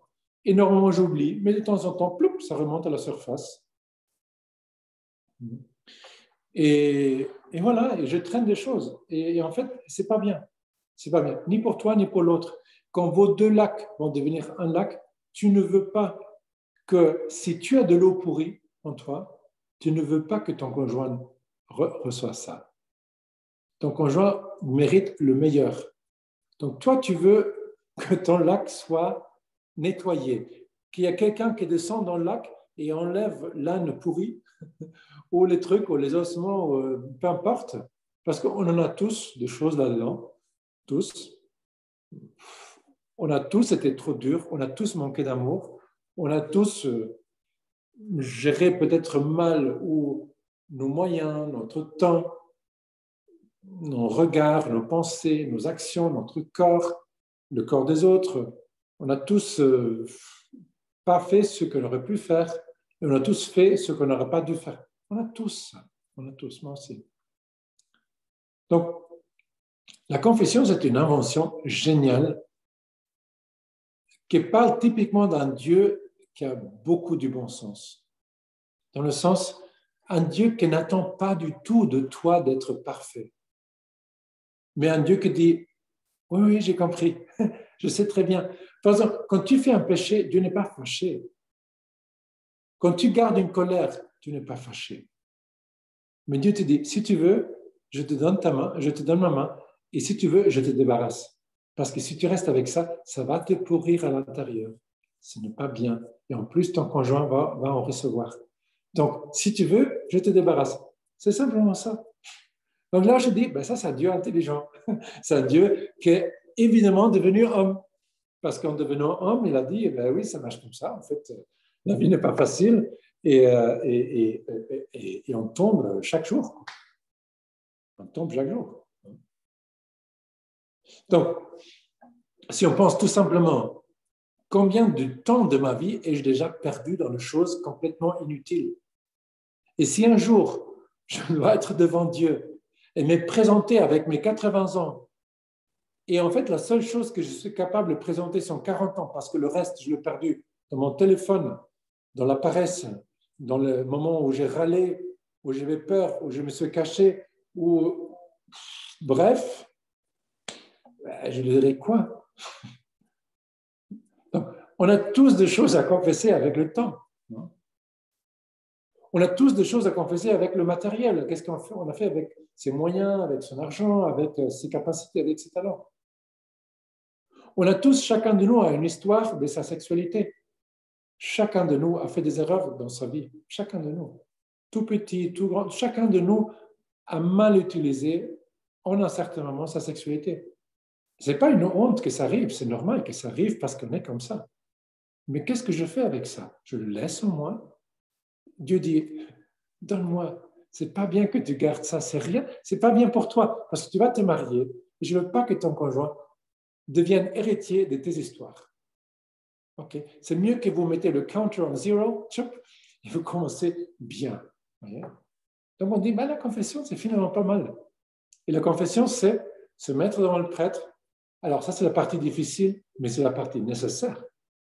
Parce que si tu es dans ton cœur tout seul, tu peux dire, ah oui, je suis désolé pour ça, pour ça.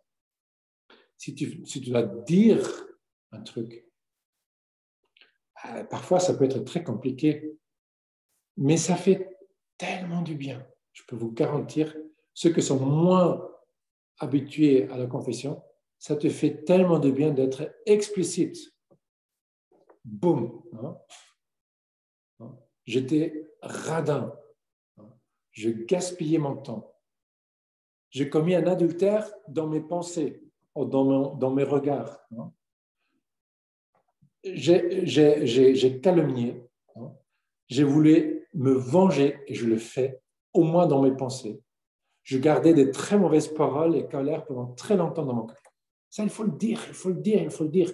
Et quand on le dit, ça sort, ça sort. Vous voyez, dans la confession, la chose la plus incroyable, je le dis tout à l'heure. Donc, confession, parole, vous avez vos paroles, mais le prêtre, il dit, je te pardonne tous tes péchés au nom du Père et du Fils et du Saint-Esprit.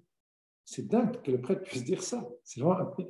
Donc, le geste, c'est le signe de la croix. La parole, c'est je te pardonne tous tes péchés. Quelle est l'action invisible de Dieu? Et ça, pour moi, c'est le plus fort. Non seulement Dieu vous pardonne, mais il passe à côté de vous, je dirais, comme une éponge qui absorbe de vous la faute. Il absorbe en lui-même celui-là sur la croix. Il absorbe ta faute en lui-même.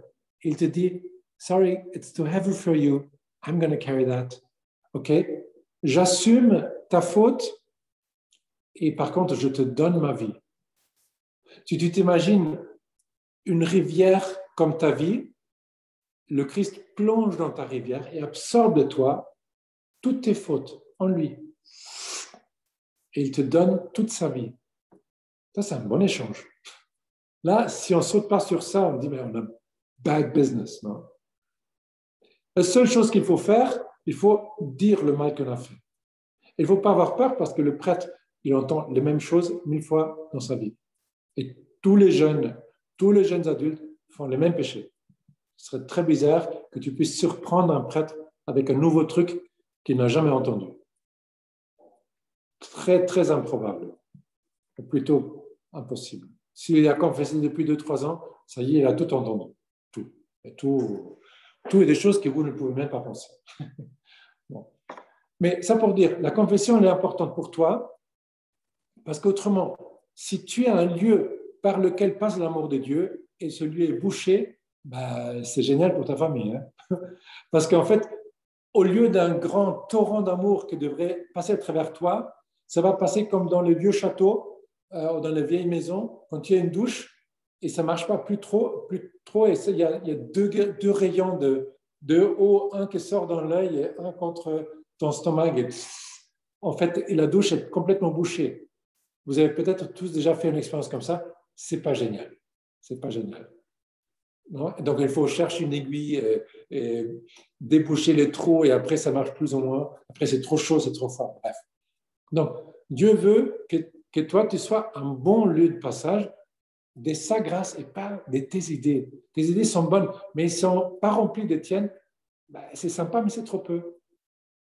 Pour toi, peut-être c'est suffisant, mais pas pour ton conjoint et pas pour tes enfants. Ils auront besoin d'une parole remplie d'un truc de Dieu, d'une étincelle de Dieu.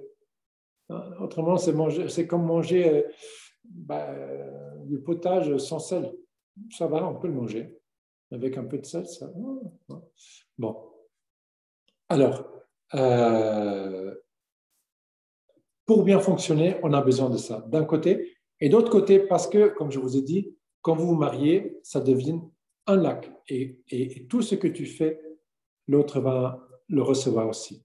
Quelle merveille de pouvoir arriver le jour du mariage en sachant que ton cœur est libre, pur, pardonné. Et dans ton passé, il n'y a rien qui est resté. Et tu peux dire à ton conjoint, je te reçois, je me donne à toi. Et quand tu donnes à l'autre, tu donnes quelque chose qui est beau, qui est pur, qui est entier. Ça, c'est un beau cadeau.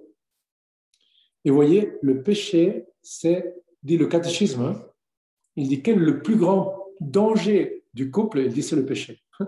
Parce que le péché, il nous rend impossible d'aimer l'autre entièrement. Il nous rend la vie compliquée, il nous renferme sur nous-mêmes. Bon, comme je vous ai dit, on pêche 7 fois par jour, dit la Bible, non? Je pense une parole qui est bonne. N'ayez pas peur d'être pécheur, parce que moi je le suis aussi, mais ayez grande peur de ne pas vous débarrasser de vos péchés. Le Christ dit, moi je les prends tous, j'ai déjà payé le prix sur la croix, simplement, dis-moi, et comme ça, j'assume et je te donne ma vie.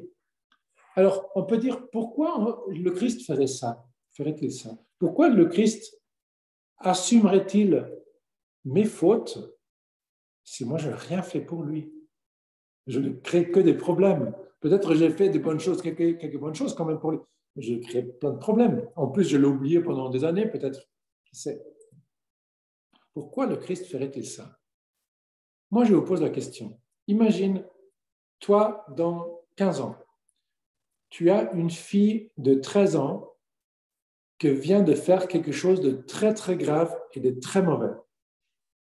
Let your fantasy go crazy. Si tu pourrais, en ce moment-là, assumer la faute de ta fille et la prendre sur toi avec toutes les conséquences et donner ta fille l'innocence, la redonner l'innocence. Toi, tu restes avec la faute et elle soit libre, est-ce que tu le ferais? Yes, yes, yes. Et même, évidemment. Quelle folie, non? Tu ne dirais pas, ben, toi, tu le fais, tant pis, c'est ton problème. Jamais de jamais. Et même si cette fille de 13 ans, les dernières 5 ans, elle t'a créé que de problèmes, tu le ferais. Parce que ton cœur, il fonctionne comme ça. Parce que ton cœur dit, si c'est mon enfant, je ferai tout. Pour que mon enfant soit libre, pour que mon enfant puisse vivre. Ben, Dieu vous voit comme ses enfants. Et c'est pour ça. Tu vois, il ne faut pas avoir une raison, il ne faut pas avoir fait quelque chose pour Dieu pour avoir le droit de recevoir le pardon. Ben non, vous êtes ses enfants depuis le baptême. Même si vous le comprenez très, très peu, lui, il le prend totalement au sérieux. Donc, il te voit comme tu verras ton enfant quand tu l'auras dans tes bras dans quelques années. Et toi, tu vas tout comprendre. Là, quand tu auras des enfants, tu vas comprendre pourquoi Dieu pardonne. Et pourquoi c'est gratuit. Là, vous allez comprendre. Bon. Alors, confession, sacrément utile et sacrément utile. Petite astuce. Nous, en famille, quand j'étais enfant, donc à partir de, je ne me souviens pas, mais à partir de l'âge de 7-8 ans, on la laisse confesser régulièrement. Attention, je ne vais pas vous effrayer, mais on laisse confesser tous les mois. Tous les mois. Papa n'était pas du tout croyant quand il a connu maman. Ça veut dire, il était catholique, il était baptisé, mais il a eu une enfance très compliquée. Il n'a presque jamais vu son père. Son père l'a aussi fait pas mal du mal, en fait. Il a toujours taquiné, il le fait pleurer tout le temps. Il était le plus jeune des 8. Après, il est allé à une école en Angleterre avec des prêtres religieux qui lui donnaient des coups de bâton. Selon ce que tu as fait du mal, tu reçois des coups de bâton. Eux, ils savaient que quand on fait ça, on reçoit des coups. Mais quand même, ça te laisse avec une idée de l'Église un peu pas top, disons. Donc, quand il a fait son bac à l'âge de 16-17 ans, il a dit « Jamais plus je vais mettre un pied dans une église. » Ça, c'est sûr. Après, il a connu maman. Il a dit I rephrase, non? Je reprends ça. Et en fait, il a compris que maman, elle a quelque chose qu'il n'a pas. Il a dit, écoute, dans le domaine de la foi, ça sera toi qui nous guide, parce que toi, tu as quelque chose que je n'ai pas, et j'ai besoin de ce que tu as, parce que tu connais. Et vous voyez, maman, elle n'a pas une foi hyper catégorique ou sévère, pas du tout sévère. C'est une foi hyper common sense, mais vrai, quoi, vrai. Donc, maman, parce qu'elle est maligne, elle a dit, d'accord, on fera ça, mais toi, tu seras le porte-parole. Donc, en fait, c'était toujours papa qui nous disait, bah, demain, on va se confesser. Bah, très bien, si papa le dit, tu as 13 ans, tu as 12 ans, tu as 8 ans, tu as 15 ans, si papa dit, on va se confesser, bah oui, on va se confesser, quoi. Si maman le dit quand tu as 15 ans et papa ne le dit pas, pas top, pas génial. Mais quand papa le dit, ben vas-y, on fonce. Donc, en fait, c'était toujours papa. Et moi, je n'ai pas compris. J'ai compris quand c'était trop tard. Quand j'avais 20 ans. Quand je demandais papa un jour, mais comment est-ce que tu as toujours fait ça? Il a dit, parce que tu es une maman avec un grand cœur, qui est très intelligente. Je dis, ah, d'accord, ok. Ok, j'ai compris. Donc, maman a guidé papa et papa était le porte-parole. Donc, c'était toujours papa qui dit, on va à la messe, on va se confesser, on va faire un pèlerinage. C'était pas maman. Et maman dit, ah, génial, on va faire ça. Oh. Or, petite astuce extra, quand on est allé se confesser tous les mois, c'était toujours après, on est allé toujours manger une pizza. Okay? Parce que maman, qui est demi-allemande, mais demi-italienne, elle savait que with a spoonful of sugar, non, le médicament avec un peu de sucre, ça va toujours mieux. Donc, maman avait cette intuition que si on fait confession, mais pizza après, ben, on ne va pas rater la pizza. Donc, en fait, pour moi, me confesser et pizza, c'est devenu une chose voilà, c'est devenu une chose. Et c'est pour ça qu'aujourd'hui, quand je me confesse, souvent après, je faim. Parce que je vais aller, je dis, mais j'ai envie de manger une pizza. Je ne sais pas pourquoi. Comme à Rome, dans notre maison de formation, toujours les vendredis, le soir,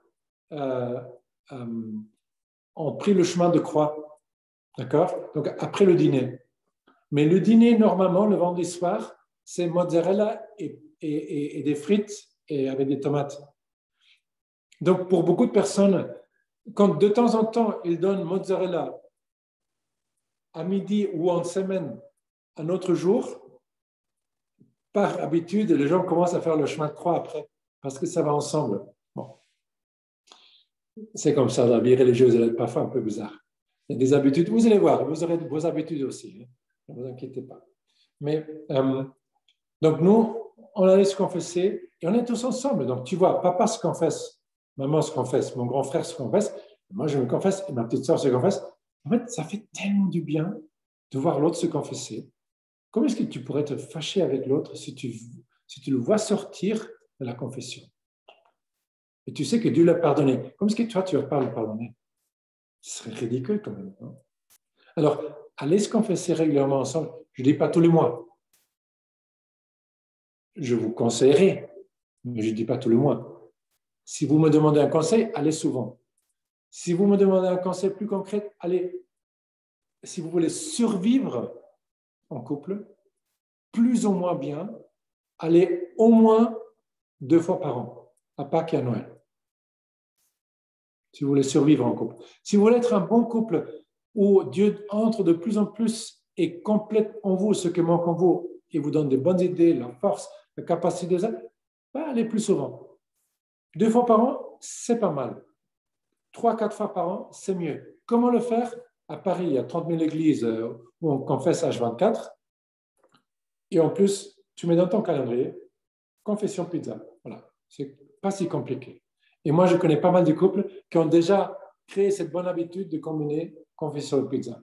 Petite parenthèse, quand nous, on avait à peu près 14-15 ans, ou 12-13 ans, et on n'avait plus tellement envie d'aller à la messe, maman a dit, bon, allez, on va, non, papa a dit, maman a décidé, papa a dit, on va aller à la messe la plus tard de la journée, de la matinée, donc c'était 11h15, et après on va au McDo. Donc pour nous aussi, dimanche, on se levait à 10h, petit déjeuner vite, vite, après tranquillement on allait à la messe, et après McDo, et on était ravis de chez ravis. Parce qu'à cet âge-là, on aime McDo, et pas tout le monde peut-être, non, mais... Et ça nous a aidés dans les années difficiles de rester proche de Dieu, donc grâce aux pizzas et grâce au McDo. Après, vous allez trouver vos systèmes, mais ce sont des systèmes qui fonctionnent avec un track record assez important, et un est même devenu prêtre. Voilà. Très bien. Confession. Donc, sacrement de guérison, vous voyez.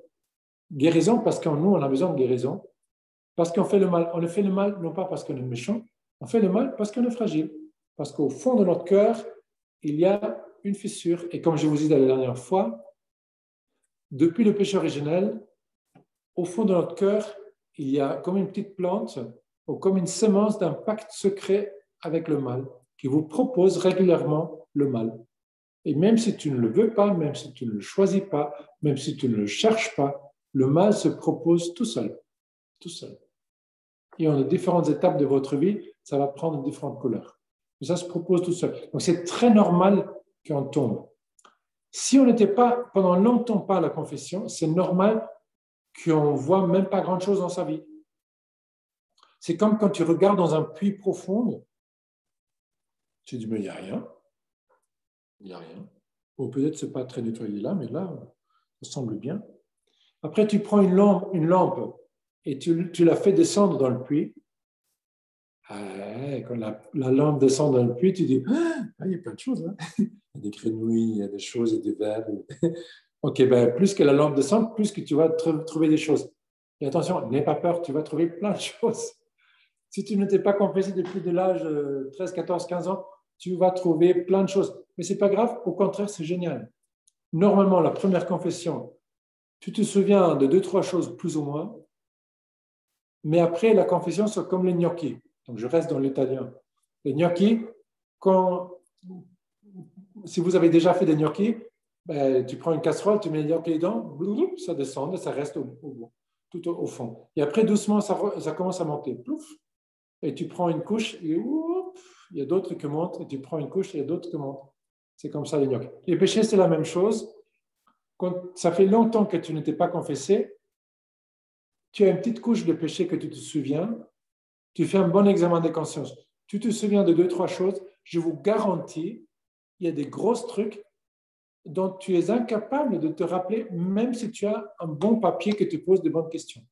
Parce que notre conscience et notre intelligence cachent certaines choses à nous pour ne pas nous faire du mal. Quand tu t'es confessé une fois, pour première fois depuis longtemps, tu vas voir que dans les mois après, tu vas te rappeler de choses. Et ton âme, doucement, va vous dire des choses. Petite anecdote, pardon, ça va durer un peu plus. Je vous promets à 10 heures en terminant, okay? Mais je pense que c'est intéressant. Alors, anecdote, encore maman, elle m'a raconté ça il y a 3 jours. La sœur de maman est mariée avec un Espagnol. Un type que j'aime beaucoup, mais qui est un type qui est hyper dur, très très dur, très orgueilleux. Il n'a pas choisi, c'est pas par méchanceté, mais il est comme ça. Il demande jamais pardon. Il exige tout le temps à tout le monde. Il demande jamais pardon. Il dit jamais s'il te plaît. C'est toujours comme ça. Donc, elle a vécu une vie très très dure, ma tante. Donc, ça sont 6 sœurs, donc c'est une grande bande. Mais donc, son mari, il est vraiment dur. Après, c'est pas sa faute parce que je pense que le mari, il a vécu une enfance très dure, très violente. Il a dû avoir très peu d'expérience de tendresse et donc il est devenu quelqu'un de très très dur. Voilà. Donc il a fait beaucoup souffrir sa famille, à tel point que ma cousine, qui est ma cousine favorite depuis l'âge, en fait son papa n'a même pas voulu aller à son mariage, okay, parce qu'il était tellement fâché avec sa fille. Imagine, une fille qui est une fille ravissante, en fait, d'une gentillesse, tu ne peux pas t'imaginer. C'est la fille la plus innocente, la plus gentille du monde. Papa n'est pas allé au mariage. Donc, tu imagines plus ou moins comment s'est passé le truc. Bon, maintenant, il a 80 ans et ils ont passé les dernières années, par une quelque raison, en Terre Sainte, dans une maison qui est un hôtel, mais en même temps avec une chapelle. Et là, très souvent, cet homme qui est un bon homme, et je l'aime vraiment beaucoup, a passé pas mal de temps à la chapelle. Et les dernières 5-6 ans, sûrement tout le jour, il a passé, parce qu'il était déjà plus âgé, 1 heure, 2 heures à la chapelle, il voyait des prêtres, il priait beaucoup. Bon, mais son cœur restait fermé. Ils sont rentrés à Madrid et un certain temps plus tard, ils ont eu le Covid. Donc, le 2 à l'hôpital, mais le 2 dans des chambres divisées. Lui, en plus, depuis un certain temps, il a la démentia. Non, il oublie les choses et devient un peu comme un enfant. Donc, maman a dit à ses enfants, c'est le moment où vous puissiez faire quelque chose pour votre papa. Il ne peut pas se défendre, en fait. C'est votre manière de finalement pour vous rapprocher de lui, même s'il est dans un état où il ne comprend pas toujours tout. Et il y a 4 jours, en fait, mon oncle ils étaient sortis de l'hôpital, ils étaient ensemble, et mon oncle prend ma tante par les bras, il dit, ma chérie, je veux te demander pardon pour tout le mal que je t'ai fait pendant ma vie. Je n'ai jamais dit, et c'est une catastrophe, et c'est horrible, je suis tellement désolé, je veux te demander pardon pour tout le mal que j'ai fait à toi dans toute ma vie. Il a commencé à dire un par un une série immense de choses qu'il avait fait les dernières 50 ans.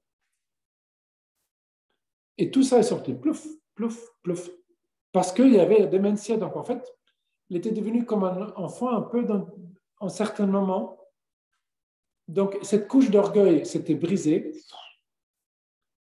Il s'était approché de Dieu, donc il était proche de Dieu par la prière, et la terre était prête.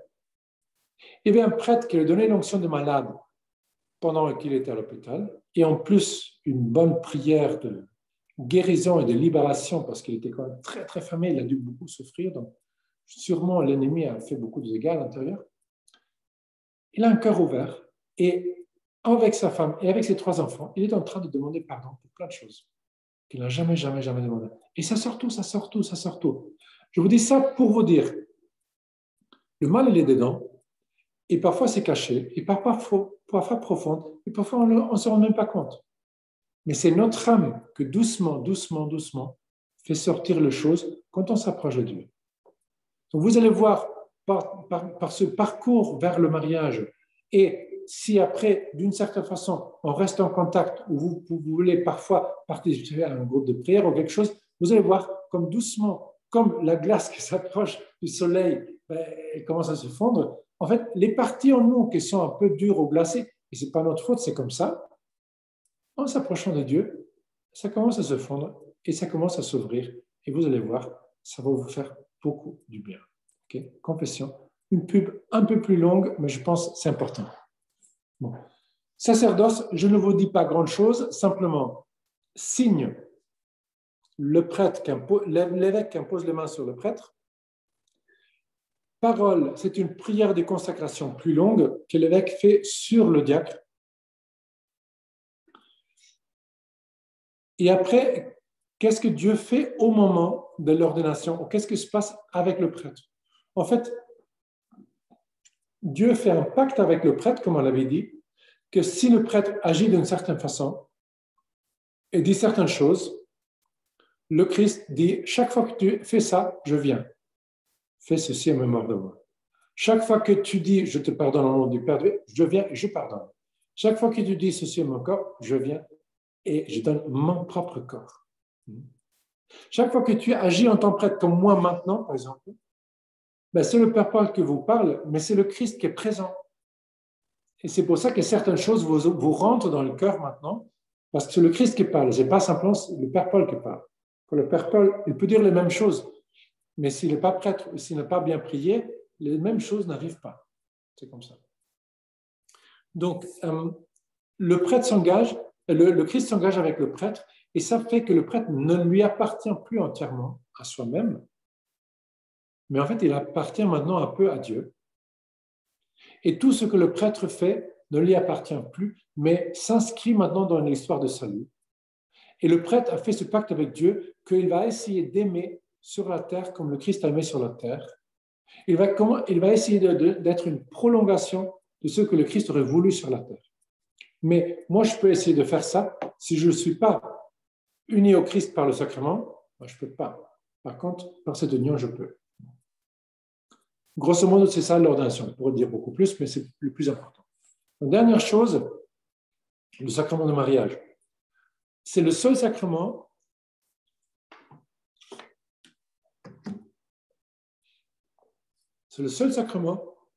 où ce n'est pas le prêtre qui dit la parole et que fait le geste pour que le Christ après fasse quelque chose, mais où c'est le couple qui dit la parole et qui fait le geste. Donc, quand les couples sont seuls avec moi, je leur pose la question, je leur dis donc c'est quoi la parole? Donc plus ou moins, il arrive à dire c'est probablement la promesse de mariage. Effectivement, non, c'est par exemple moi, Édouard, je te reçois, Hélène, comme épouse et je me donne à toi. Je te promets de te rester fidèle dans le bonheur, dans les épreuves, dans la santé et dans la maladie pour t'aimer tous les jours de ma vie. C'est une grosse promesse. Donc, je te reçois, non pas comme j'ai envie, mais comme tu es. Je me donne à toi, non pas comme j'ai envie, mais comme tu as besoin de moi.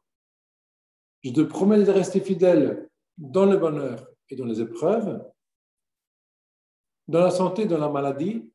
Parenthèse, maladie, ce n'est pas les grosses maladies évidentes, un cancer. Non, non, c'est aussi quand une personne commence à sentir un peu mal ou à faire des bruits très bizarres ou des rires trop forts ou d'arriver toujours en retard ou de ne jamais réagir ou de parler trop ou de parler trop peu. Moi, avec maladie, je comprends aussi ces choses-là. Ça sont les plus difficiles parce que les grosses maladies, c'est plus évident. Des petites maladies que l'autre personne commence à devenir un peu boring ou un peu superficielle ou peu importe. Dans la santé, dans la maladie, pour t'aimer tous les jours de ma vie. C'est-à-dire pour me donner à toi tous les jours de ta vie et pour t'accueillir tous les jours de ma vie. C'est une énorme promesse, énorme. Qu'en fait, pour être sincère, tu ne peux pas la vivre sans Dieu. Tu ne peux pas la vivre sans Dieu. Elle te dépasse. Et j'espère que quand vous arrivez au mariage, que vous allez trembler en entrant dans l'église en disant « je vais faire une promesse qu'en fait je ne peux pas tenir ». Et c'est peut-être pour ça que je la fais dans une église. Parce qu'elle me dépasse, tout simplement. Alors, la parole, c'est, donc votre parole, c'est « je te reçois, je me donne à toi, je te promets, etc. etc. » Quel est maintenant le geste qui correspond à la parole? Ouais. Nous avons des invités là, c'est très bien. Donc, quel est maintenant le geste qui correspond à la parole? Quel est le geste qui, de la meilleure façon, exprime « je te reçois et je me donne à toi, je te promets de rester fidèle dans le bonheur et dans les épreuves, dans la santé et dans la maladie, pour t'aimer tous les jours de ma vie ». Quel est le geste qui montre de la meilleure façon ces paroles? Donc, on pourrait penser que c'est l'alliance. Oui, l'alliance montre ça un peu, mais ce n'est pas vraiment le meilleur geste. Peut-être ça pourrait être quand on embrasse l'autre personne. Oui, ça pourrait être ça. Ou donner la main. Oui, ça pourrait être ça. Mais quel est le geste dans l'histoire d'un couple qui reflète de la meilleure façon « je te reçois, je me donne à toi, je te promets de te rester fidèle dans le bonheur, dans les épreuves, dans la santé, dans la maladie, pour t'aimer tous les jours de ma vie ». Et en fait, le geste, le seul geste qui exprime pleinement ça, en fait, c'est l'union conjugale. Quand vous vous unissez dans un geste conjugal, quand vous vous serrez dans les bras entre vous deux, quand vous vous donnez entièrement à l'autre, et vous recevez entièrement à l'autre. Donc, c'est un geste qui, évidemment, c'est la seule fois où le geste et la parole ne sont pas dans l'Église, mais où le geste et la parole sont en dehors de l'Église. La parole est dans l'Église et le geste, c'est à vous. Mais ce qui est important en tout ça, c'est que ce geste que vous allez poser plus tard, souvent, même si vous avez posé ce même geste déjà beaucoup de fois avant, si vous posez ce même geste avant le mariage, c'est sympa, mais c'est entre vous. C'est sympa, mais ça ne signifie pas du tout ce que Dieu voulait dire avec ça. Tu dis « je me donne à toi », mais en fait, tu donnes une partie de toi à l'autre, mais tu ne donnes pas entièrement. Tu dis « je te reçois », mais en fait, tu ne reçois pas entièrement l'autre parce que tu ne reçois pas sa fécondité. Je promets de rester fidèle, ben non, parce que je ne fais pas encore une promesse. En fait, tu donnes à l'autre ton corps, mais tu ne peux même pas encore donner à l'autre ton âme, parce qu'en fait, Dieu ne vous a pas encore unis. Donc, en fait, tu donnes à l'autre une petite part de toi, qui est une belle partie, mais largement trop peu pour vous deux. Donc, même si tu fais ça dans la meilleure des intentions, en fait, en te donnant dans le corps maintenant à l'autre, en fait, tu fais quelque chose qui n'est pas vraiment un cadeau. C'est sympa et c'est beau et ça peut avoir de magnifiques choses à l'intérieur, mais en fait, tu dis, le corps dit « je me donne à toi », mais en fait, tu ne te donnes pas à l'autre. Tu donnes à l'autre une partie de toi. Quelle merveille quand, par le mariage, vos âmes sont unies. Et ça, uniquement Dieu peut le faire. Vous avez fait un vrai pacte entre vous deux, donc vos esprits sont unis. Alors, vous vous êtes vraiment donné l'un l'autre dans l'âme et dans l'esprit. Si alors tu donnes ton corps à l'autre, alors tu peux vraiment dire « je me donne à toi ». Autrement, tu peux dire « je te donne quelque chose, je te donne mon corps, je ne me donne pas à toi parce que tu ne m'appartiens pas encore et moi, je ne t'appartiens pas encore ». C'est bien de penser que ton fiancé ou ta fiancée ne t'appartient pas maintenant. Tu te souviens, par le baptême, ton fiancé ou ta fiancée appartient à Dieu. Donc, comme vous appartenez à Dieu maintenant, par le baptême, vous ne pouvez pas encore vous donner entièrement à l'autre. Tu peux le faire, bien sûr, et la majorité le fait aussi. Mais en fait, tu prends quelque chose qui n'est pas à toi et tu donnes quelque chose duquel tu ne disposes pas. Donc, même si ce n'est pas une mauvaise intention, et Dieu ne nous gronde pas, mais c'est bien de dire, en fait, réellement devant Dieu, en fait, ce n'est pas très cohérent. Parce qu'en fait, je t'ai pris. Et comment est-ce que le jour de mariage, je pourrais dire, je te reçois, si je te prie déjà? Donc peut-être pour pouvoir dire, je te reçois, je devrais d'abord te redonner à Dieu. Et peut-être ce serait même intelligent.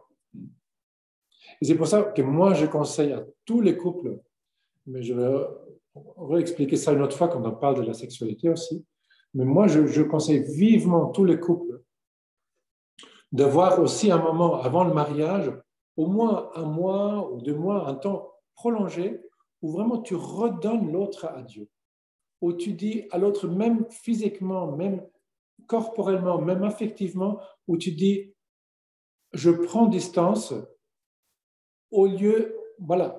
Par contre, nous pouvons prier ensemble parce que nous pouvons unir nos esprits et nos âmes, mais dans le corps, je te redonne à Dieu pour que le jour de mariage, je puisse dire, je te reçois.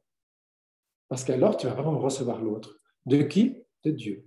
Et tu vas traiter l'autre non pas comme une personne que tu as déjà pris, avec la meilleure des intentions, mais tu vas recevoir l'autre de Dieu comme un don de Dieu qui va toujours appartenir à Dieu, qui ne va jamais t'appartenir complètement. Okay? Donc, le seul geste qui correspond pleinement à la promesse de mariage, c'est le geste du don conjugal entre l'homme et la femme. Et la belle chose est qu'une fois que vous avez complètement intégré que quand je me donne dans mon corps est en train de dire, je te reçois, je me donne à toi, je te promets de te rester fidèle dans le bonheur, dans les épreuves, dans la santé, dans la maladie, pour t'aimer tous les jours de ma vie.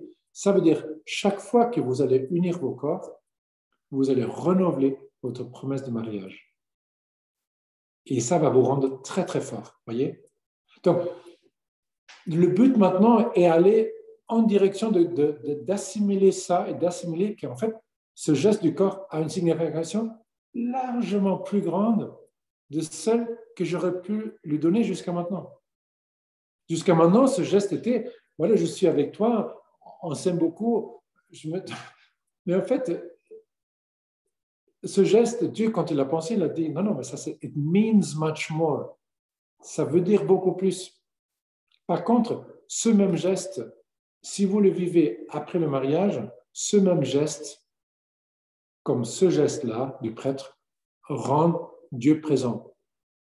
Comme dans le cas du prêtre, je vous ai dit, quand le prêtre fait certains gestes et dit certaines paroles, Dieu vient pour nourrir son peuple. Quand le couple aime d'une certaine façon, Dieu vient et se donne, et guérit, et fortifie, et rayonne à travers vous, et donne sa vie aux autres autour de vous. Voyez? Donc ça, c'est un vrai pacte. Et c'est pour ça que le sacrement de mariage est comme le sacrement de sacerdoce. Ce sont les deux sacrements qui sont dans le groupe, sacrements au service de la communauté. La première personne pour qui c'est au service de mon conjoint. Et à partir de là, c'est au service de la communauté. Quand vous voyez le prêtre, vous dites, ce serait évidemment une chose ridicule que le prêtre devienne prêtre pour lui-même. Moi, je deviens prêtre pour être heureux. Ben non, ce n'est pas exactement ça le but. Oui, je deviens heureux, mais par une autre raison. Moi, je deviens prêtre pour me sentir bien. Ben non, ce n'est pas le but principal. Le but principal est servir les hommes et servir Dieu. Et ça me rend heureux. De la même façon, je vous pose la question, je l'ai déjà posée une fois. Est-ce que tu te maries avec ton fiancé, avec ta fiancée? Pour l'autre ou pour toi-même? Est-ce que je me marie avec toi pour toi ou est-ce que je me marie avec toi pour moi? Probablement les deux. Mais j'aimerais que la partie pour toi puisse grandir beaucoup entre là et le mariage. Donc de dire, je me marie avec toi pour toi parce que j'ai envie que tu arrives à ta plénitude pour que nous puissions arriver à notre plénitude. Donc, c'est un sacrement au service de l'autre. Et le catéchisme dit, si il nous rend service, ce sacrement, c'est parce qu'on se donne à l'autre. Donc, quelqu'un qui se marie pour chercher son bonheur, il y a un truc qu'il n'a pas compris. Okay? Si tu te maries pour chercher ton bonheur, il y a un truc que tu n'as pas encore compris. On ne se marie pas pour chercher son bonheur. On se marie pour rendre heureux et pour aimer et pour apprendre à aimer. On ne se marie pas pour chercher son bonheur. On se marie pour apprendre à aimer, pour faire un pacte, pour aimer le mieux possible. Et ça va te rendre heureux. Le mieux que tu aimes, le mieux tu vas être heureux. C'est si simple que ça. Mais si tu cherches à être heureux, en fait, ça ne marche pas. Et c'est très bien de dire, je ne me marie pas pour être heureux, je me marie pour être avec toi et je me marie pour, ensemble avec toi, nous battre pour bien aimer, pour qu'il y ait des lieux de vrai amour sur la terre. Et le Christ dit, vous savez quoi? Quand on fait ça, faisons un pacte. Là où vous aimez en vérité, moi, j'y serai. Et je compléterai tous les jours ce que manque dans votre amour. Je vais faire de votre couple un couple heureux, fort, rayonnant, parce qu'on a fait un pacte ensemble. Mais pour ça, vous devez apprendre à aimer en vérité. Et donc, apprendre à vraiment accueillir l'autre, à vraiment se donner à l'autre, à vraiment respecter aussi les moments de l'autre. Et à vraiment respecter aussi la loi de Dieu. Et respecter la loi de Dieu, ça veut dire commencer à donner une place à Dieu dans notre vie. Autrement, faire un pacte avec Dieu, ce serait un peu une blague. Faire un pacte avec Dieu, après, pas continuer ce pacte, alors c'est comme... voilà, en fait, c'est rien, quoi. Par contre, je sais que chacun de vous, à sa façon, va faire ça. Et là, on ne se compare pas parce que ça ne sert à rien.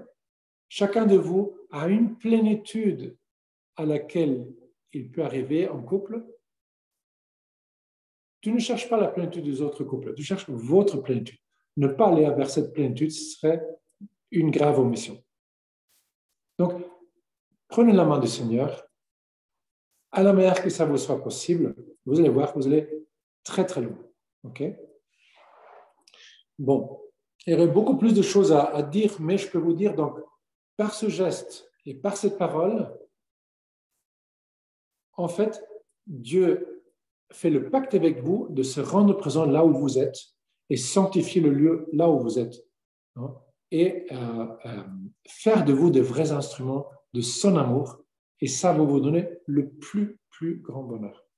Et pour vos enfants, je ne peux pas vous dire.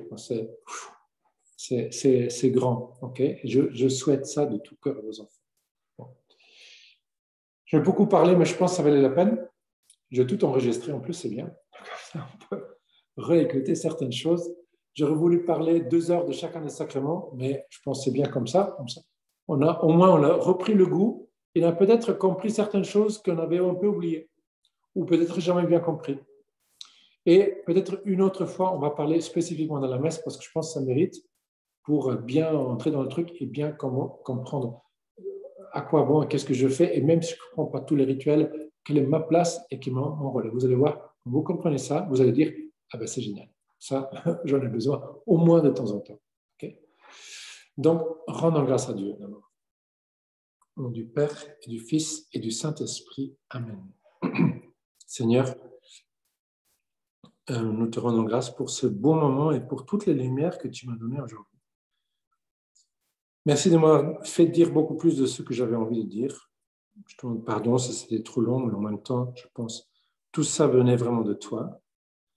Je te demande maintenant je te confie maintenant chacun de ces couples pour qu'ils puissent bien accueillir, pour que ça puisse tomber sur de la bonne terre, pour qu'ils puissent être courageux, oser de faire des choses, de faire des changements, de commencer à profiter de certains sacrements, de redécouvrir la confession, de peut-être aussi redécouvrir le sens du mariage, de redécouvrir aussi l'engagement du baptême, de redécouvrir aussi le sens de la communion et tous ces autres sacrements. Seigneur, pour que surtout ils puissent se préparer à recevoir ou à se donner ce sacrement du mariage et avec ça faire un pacte avec toi. Prépare leur cœur à ce pacte, Seigneur. Par l'intercession de Saint Jean-Paul II, de Saint Louis-Zélie Martin et tous les saints couples qui sont déjà au ciel, et de la Vierge Marie et Saint Joseph, que Dieu Tout-Puissant vous bénisse, le Père, le Fils et le Saint-Esprit. Amen. Et maintenant, je vais finir l'enregistrement. Voilà.